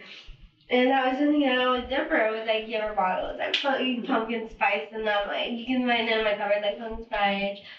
Chloe was able to explain some of what she witnessed while she was temporarily staying with Kylia. Who would feed the baby? She or the children? I think she fed some, like, at dinner. I knew that for sure. She would sometimes get breakfast. It all kind of depends. Like, it's whenever Kylia wanted to wake up, depending on what she did the night before. Like, I sleep trained them too, so they slept through the night from like. Nah. Man, I ain't gonna even lie. Big Bertha right there might have to get locked up too. Cause now she got me, boy, don't play with me. Cause you over here knowingly knowing that she not feeding these kids. But look at you. Look at you. Did you miss a meal? Man, nah. Cause look, you can't explain what the kids was eating either, and you live there. If I'm living with somebody, I could tell if your kids, hey, I'm finna look at your kids and be like, here, you want this, her. And then I'm finna call the peoples on you. As soon as I get enough money to leave, I'm calling the peoples on you. But I'm finna feed these kids and make sure they good every day I'm here though. But nah, you got, no. So y'all knew that she wasn't taking her kids right. Y'all want to be friends with her still? Exactly. She kept kicking it with her. No. Y'all want to still be friends with her and she don't take, okay. All y'all guilty to me. The night before, like, I sleep trained them too. So they split through the night from like 8 o'clock to, even at my parents, like 8 o'clock at night to like 8 o'clock in the morning, 9 o'clock in the morning. I'm living my best life. My kids go to sleep. I leave parties for a couple hours. I go to sleep. My version of party, by the way, is like I would smoke some weed. I would like watch movies, play Call of Duty, like just that you don't normally do like when you're a baby. It was great. At a mere 16 pounds, the 2-year-old girl showed noticeable signs of malnourishment, with her ribcage visible and severe plaque buildup on her teeth. Sophia adds that the child's hair was never brushed and was often in horrid condition. And so like that was kind of weird to me, but I'm like, parents don't always brush their kids' hair all the time. I'm like, okay. But it felt like it was dirty sometimes. And I'm like, that shouldn't be dirt. Like a hair shouldn't be sticky. But she's like, but every time I ask her about it, she goes, she just ate. At the hospital, investigators noticed mucus in the child's hair near her temples, as if it had dripped at some point and crusted. Between their horrid physical state and unsanitary living conditions, the situation became so dire that Kylia's own parents contacted Child Protective Services. I actually just texted the CPS worker this morning before I found this out, and I said, she's not doing well. Please go check on her and the children. We haven't seen the kids in like 3 weeks. But we never anticipated anything like this. Does CPS ever look at the babies? See, I like to look at their bodies. I don't think so. I know she never really let them in the house. Every time they come, she wouldn't let them in the house. I am so upset with CPS right now. Okay. Because when we called it in, we told them that we were her parents. We told them that we were extremely concerned. And the person that's the case manager went over, saw the apartment, and he tells us that, well, there's not much that we can do because, I've been to the apartment, it's a low-risk situation. I go, what in the world's going to make it a high-risk situation? Till one of them dies? I literally said that. He explains they had an agreement with Kylia to take the girls every other weekend. Just 2 weeks earlier, they were scheduled to have them for Valentine's Day, but Kylia decided to keep the girls instead. If the grandparents had the girls would be okay. So the grandparents did a pretty good job with it? Yes.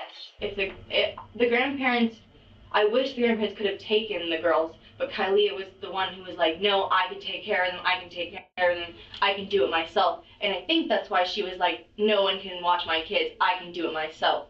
But according to her friend Emma, Kylia did little to care for the girls, and often left that responsibility to her ex-boyfriend, Rock. Because Rock was amazing with the kids. Okay. He took care of them. Okay. But, him and I were both concerned.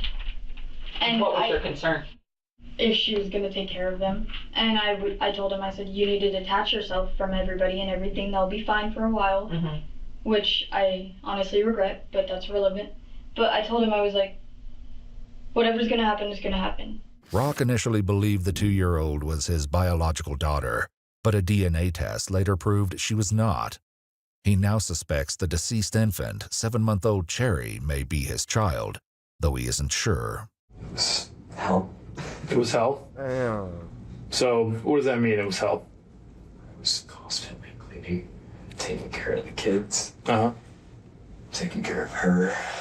He later broke up with Kylia and moved out of the home after catching her taking explicit photos of herself. And I had found out Kylia had been sending nudes to all these guys.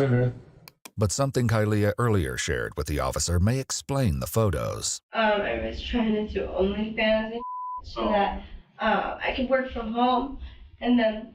What's OnlyFans? So it's like I don't want to do just like mild, like Playboy Bunny. Oh. Okay. Sometimes a centerfold, but like not anything that would be long term, like showing my kids and have them be like, and she's like, Mom's pretty, like shut up, that's a bikini, like, you know. And then my goal was to do that at like state parks and stuff, and like bikinis and stuff, and then take my kids. Kylia's parents told investigators they pay for her car, apartment, and bills. Since Kylia doesn't have a job, some of her friends believed the extra money Kylia earned from OnlyFans may have been used to feed a dangerous habit. I don't know. She was always manic, it seemed. She seemed like she was always a little, like, whew, like on something, it seemed like. Always. She would have parties. She would be doing cocaine on the table in the kitchen while the baby was in her room. That night when I picked her up, or when she picked me up to go watch the movie, she was doing the whole. I think it's so funny how people from my old life will be like, oh my God, you're a meth head. But I've been cleaner longer than their brother's been dead. From overdosing. Yeah. Cleaner than your brother. Kylia openly admitted to some drug use with the detective, offering her own explanation for it. So I've always been a stoner throughout all of this, like throughout all of it. Stoner. Because when I was pregnant, that's when I started, because I couldn't eat. And I got hungry, and I could keep it down, and I felt like I was like benefiting my baby. Like, tell me that if I'm eating, that doesn't like almost cancel out. We've been trying to fix our daughter for a long time, and we can't fix her. She has to fix herself. She has to want to be fixed. Yeah. Exactly. And did somebody else do this? That's also a question that we have. Yeah, because she let so many people in. Like, nobody else did that. She is clearly, she on coke. We know that. Under her home. That's all I need to know. That we have no idea. Yeah. But the question remains, did Kylia truly abandon her daughters, or did she leave them in the care of someone named KK? I don't know who this K person is. I don't know. I don't know if this K person killed. I don't know if she neglected. I don't know what is going on. I don't know if the girls have been with this K person and not even at the apartment. I don't know. Who's KK? KK. What's KK's name? Is a neighbor of mine that I met through my other neighbor, and then that neighbor moved away. And it's you know like, KK's real name? No, they're Mexican. Like they're Mexican. Mexicans. Like, every day, like the nickname changes, but KK stays the same. And is KK? How do you get a hold of KK when you need to talk to KK? Normally, I don't have to. She just stays at home. If she needed to have an emergency, I leave her with the car seat. So I guess, how do you get a hold of her? She doesn't have a phone. So how do you get a hold of her to watch your babies? She comes over, and then I take that time. Emma's mother received a Facebook message from Kylia explaining that she came home after several days to relieve KK, only to leave again without confirming the babysitter was still there with her children. Thought everything was okay, right? Thought everything was okay because I heard cry. And so, without even checking on her, I just went to McDonald's because she loves McDonald's, okay? Sounds stupid, but I went to McDonald's. I got arrested in the McDonald's drive-thru before I could order her fries, okay? So I go to jail, and in jail, I try to get bailed out. I try everything to get bailed out, and it doesn't happen. And so I'm sitting in jail, and then I get a really horrible feeling. I thought it was nicotine withdrawals. Now I know it wasn't, because I was banging my head on the wall. I say, I need my babies. I need my babies. I have babies to go home to. She then claimed she went home, only to discover 7-month-old Cherry was deceased in her bassinet. Sweat and cold and dead. And I tried my hardest, which I shouldn't have because I knew I was going to push him in too far, but I wanted to hold my baby. And she was wet and cold and slimy, and so I tried to I screamed. Emma also received a similar message, which she plays for the detective.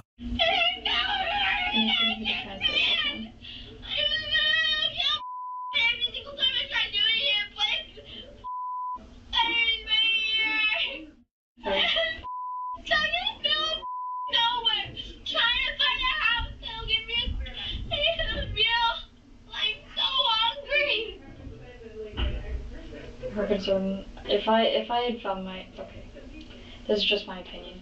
Y'all cut this out. But if I found my daughter dead, I would not be hungry. Yeah. That would not be my concern.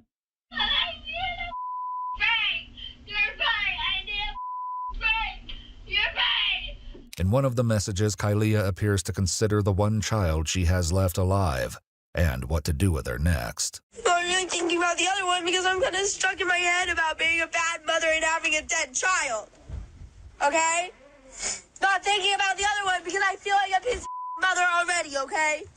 New So subscriber I'm trying to do a alert. favor for that child by leaving. I need to go get my other baby. I need a fight for New subscriber alert. However, investigators had already restricted visitor access to the 2-year-old at the hospital, fearing her mother may try to seek her out. Thankfully, she was arrested before she could return to Yakima on her own.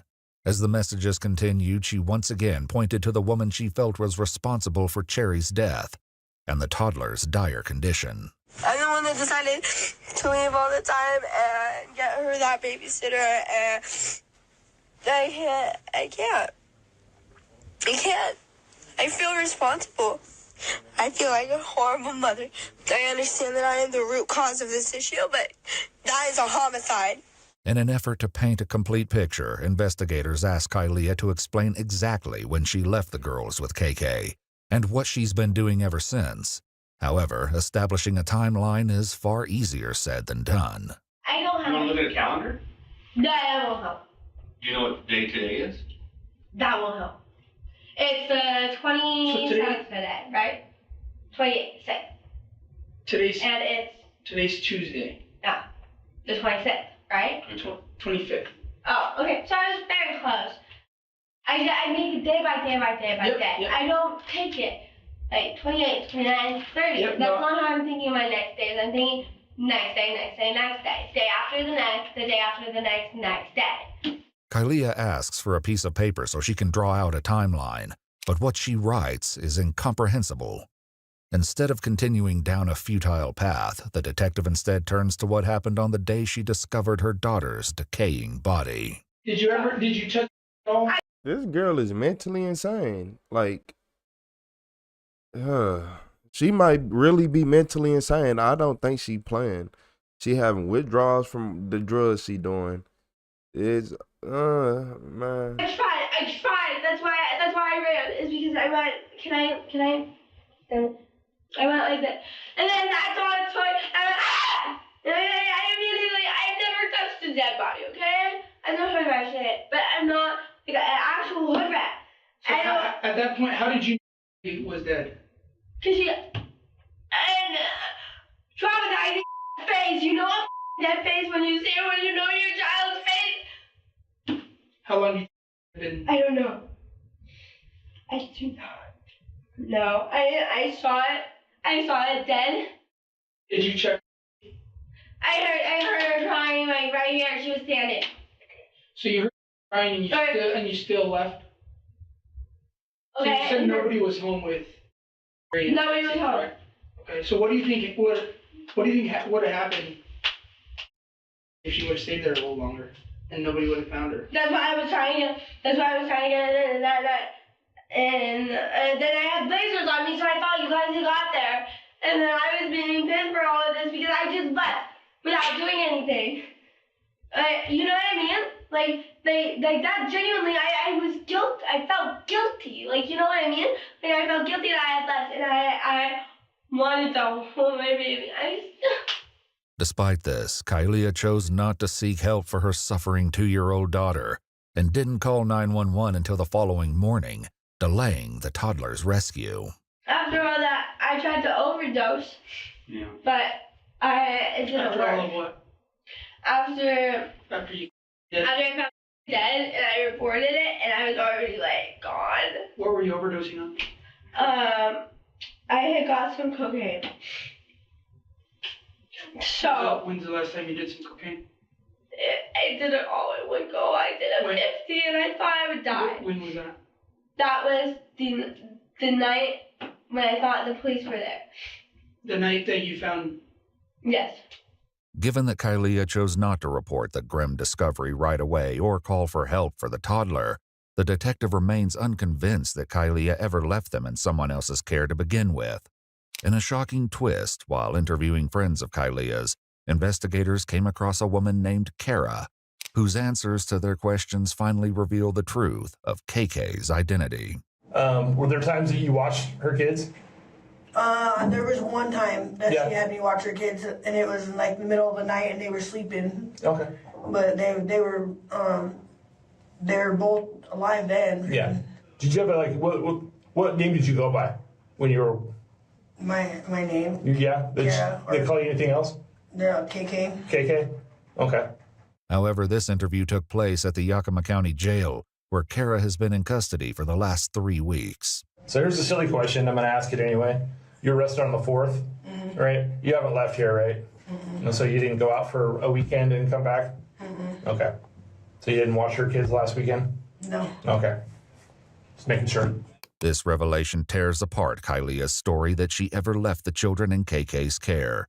Disturbingly, further investigation reveals that Kylia may have been aware of the girl's condition and intentionally hid it from those closest to her. According to her parents, they visited Kylia at her house on Sunday, February 23rd, just 2 days before the girls were discovered. But before they arrived, she sent her mother a text.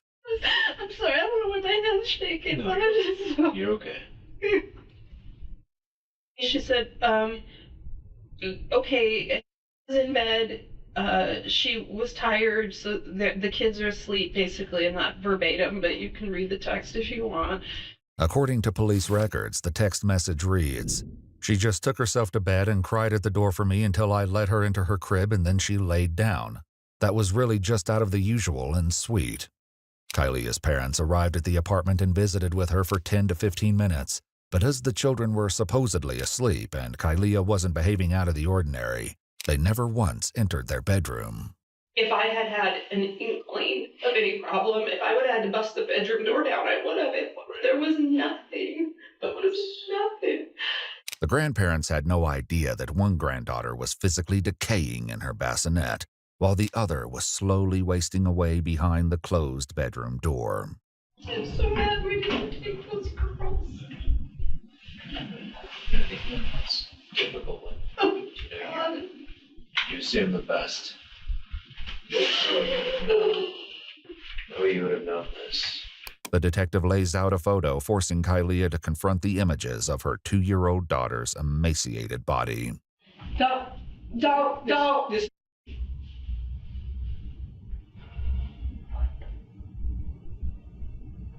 This doesn't happen in a couple days. She was skinny, but not like that. Her ribs were showing, but not like that. She was not even fed at all. What? This is caused from neglect. She was skinny. I had talked to the doctor about that because you. So.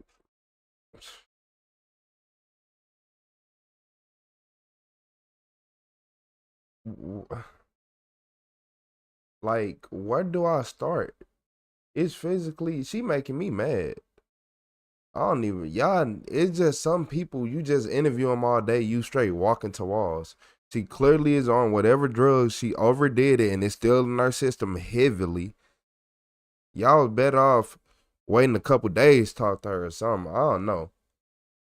Me personally, you might as well, I guess you could talk to her now, then see what she said in a couple days, but for right now, she making me mad. refused to eat for a while, but she was starting to eat again. That's why I was getting her McDonald's. And she was skinny, but not like that. She had diaper rash down there. The diet was... I don't want to see that baby. I want to see her baby. I'm not going to show you a dead baby. That she wasn't changed at all from... That she wasn't changed at all from my dad's inspection when I came home and everybody was sleeping. That is what I thought. That's what I thought, and now I'm scared. Now I'm scared. It was maybe dead then because I didn't hear her cry. She was, yeah, this happens over I know. weeks, not days. I know. That was not that bad. While they were in your care. That was not that bad at all. Though the detective is far from finished with Kylia, he makes the decision to take a short break. I'm going to give you some time to look this over and talk about that. We went really skinny. And I can show you We're going to that. go step outside real quick, okay? I don't know what you want me to do. Just look at these pictures. I get it. It's really traumatizing. I understand. I know that my kids so you're just going to leave me with it. We'll come back right now, okay? You can turn them over if you like. It's traumatizing to do to others. I understand my kids got skinny, but they were like that. They were like that. They were sunken in like that and pushed out like that.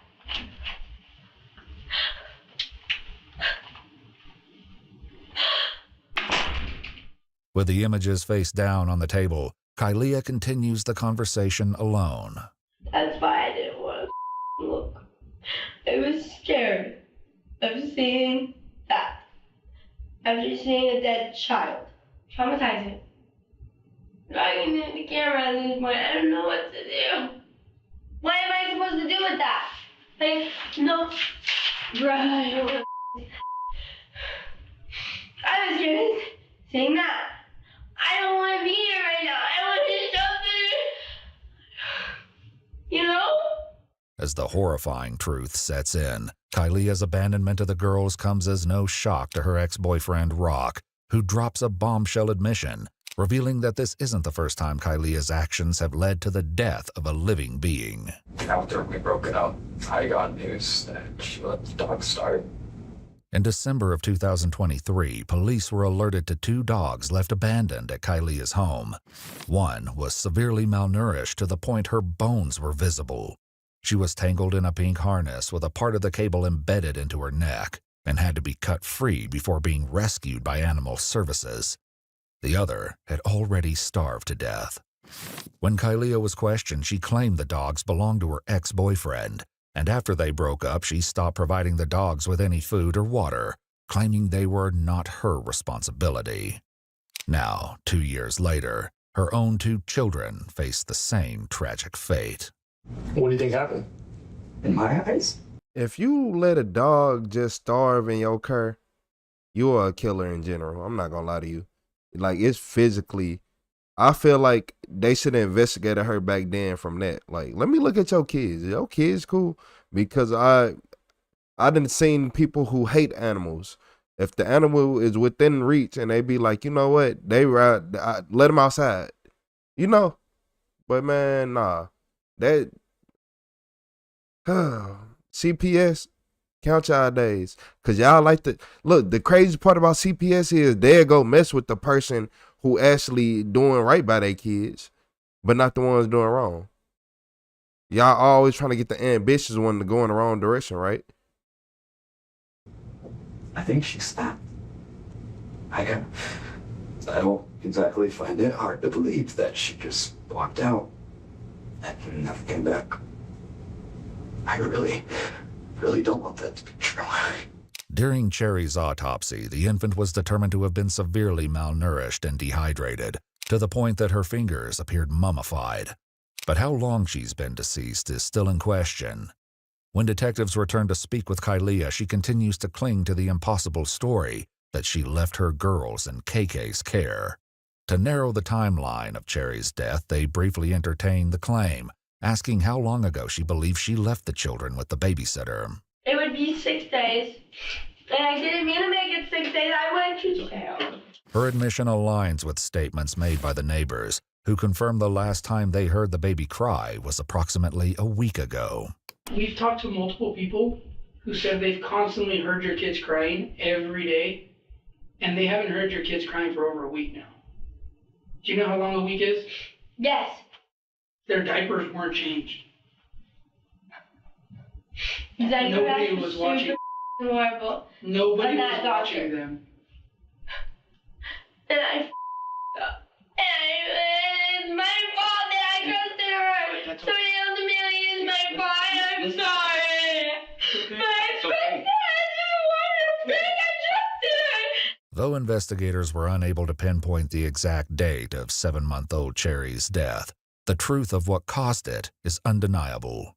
And while the toddler was still alive and all alone, Kylia was in the Tri-Cities spending time with friends, visiting Brad at his hotel, and consuming narcotics. Sometimes I do drugs. Only cocaine. And I've been cutting that out because I don't feel like I have to anymore because I was doing stuff just fun for me and I wasn't stuck in my house all day taking care of 2 kids. Kylia also continued posting regularly to TikTok in the days before the girls were discovered, with most of her videos showing her lip-syncing to music. In one TikTok posted on February 18th, she appears to be inside her home at a time when 7-month-old Cherry may have already died, and her 2-year-old was slowly starving in her crib. The heartbreaking truth leaves her friend Sophia utterly devastated. Kylia was like my best friend for so long, so it's really hard to think that she would actually do that. You know what I mean? Emma's mother, who received the Facebook message from Kylia, shares her own thoughts on the matter. You know, just don't have you don't have the room to feel sorry for the mother when she has done this and it ended up with a deceased child. Now these are consequences. It's very sad. My heart goes out to the police officers. Yeah. I cannot even imagine. What investigators still cannot explain is why she would have chosen abandonment over calling her parents for help. Let me ask you something. At any point during your friendship with Kylia, and while she was parenting these 2 children on her own, did she ever express any frustration? Like, did she ever say, like, I don't like these children, I hate them, I wish I could have my life back, or anything along those lines?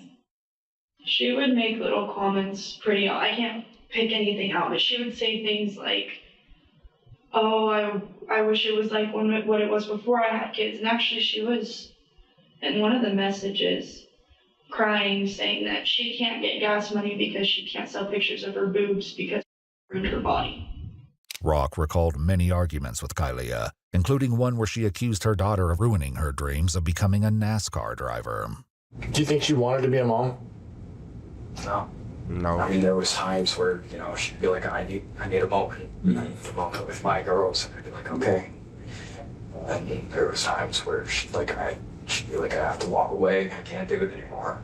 Kylia is completely selfishly motivated. Okay. And what I mean by that is she puts herself before anything else in life, including her children. Okay. And that was explained to CPS that if you have a mother that's going to continuously do something like that, something terrible is going to happen one day. Yeah. And here we are. And here we are. I just wanted to have some fun teenage time. And I always say that I can't do it, and this is why I can't do it. And so I guess that was come to an end. You guys don't have my children. I have both of them. I love my children. I love them. I still love them. All I want is my 2 babies, okay? And that's never gonna happen again. I hate it. Before heading to jail, Kylia asks if she can speak with her mom, who detectives are able to get on the phone. To be honest with you, Kylia, I don't know what you're calling me for. I know. I have nothing to say. I failed you. I know. Over and over again, and then. You think you failed me? I know. Your daughter is dead, and your other daughter might not survive.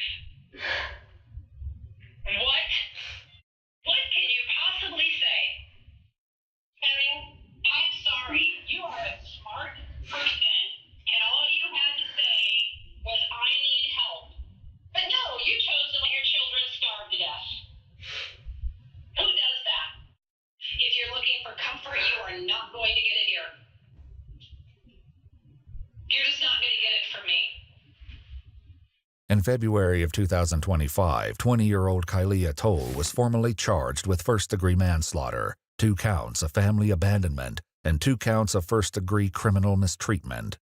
She was also later charged with 2 counts of animal cruelty for the 2 dogs who were left abandoned in 2023. In both cases, Kylia entered a plea of not guilty. A jury trial is scheduled for June of 2026. No public information has been released regarding the 2-year-old's placement or condition, beyond confirmation that, against unimaginable odds, the young girl survived. If you'd like to see select new videos, man.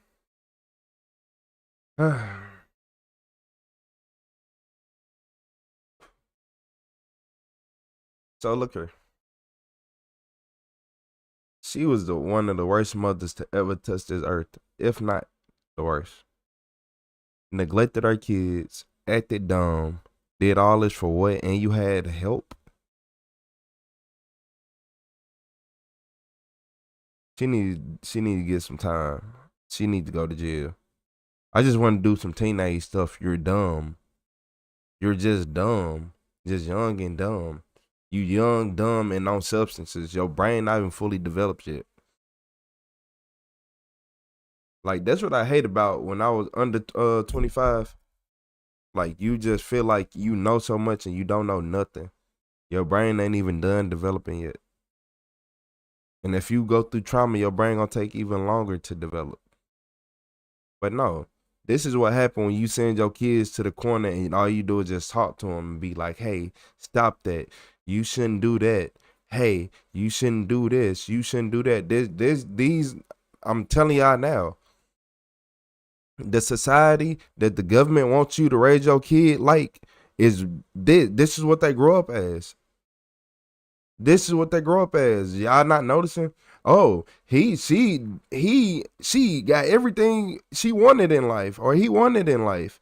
Parents do everything. Can fall back on their parents whenever. Parents got so many rooms in the house that you would never see them. Got so many houses, got a side house, got a lake house. Parents are rich, right? But they just can't seem to get it right. Because that's what happens when you be like, stop it. Don't do that. You shouldn't do that. They grow up with no discipline. They don't care. They don't know why they're in trouble. Sometimes it need to be feel like I'm going through war, even though it's something small. Cause I'm not gonna learn. I'm not gonna learn the responsibility of an adult if I don't ever get tested. For a fact, if she ever couldn't pay her bills, the parents paid it. If she ever couldn't do something, they came through for her, right? But this is what comes with it. You started when you was young, though. She said she wanted this, and you got it, or it's always something stupid. It ain't even about what you getting. It's about you getting it, how they treat you once they get it. I can tell she is very ungrateful. Look, I want to party. I want to party. It ain't nothing out here but bums. Ain't nothing out here but bums. Clowns and bums. But you want to sit right here and leave your kids? Okay. And then you do that to go make a little bit of money on OnlyFans, and it look like you just using all your OnlyFans money on drugs. All right. I don't know, man. I don't know. It just, and nah, you gotta go to jail. She gotta get some time. Just feeling like you missed out on so much in life. Like you haven't even lived life yet. You don't even know what life is yet. Like, how did you miss out on something that you know none of? But my bad. You're in your 20s, so you feel like you do know something. Well, she was 20 exact, y'all. She was 20 years old exact. That ain't changing the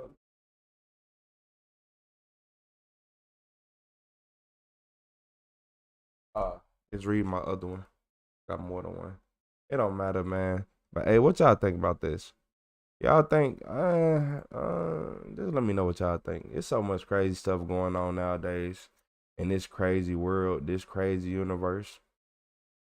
Yeah, this one made me mad. That's all I can say about this. Once we got to the end of this one, made me mad. Cause she bogus. You shouldn't have had no kids. You don't need no kids. I want to just go around and have fun.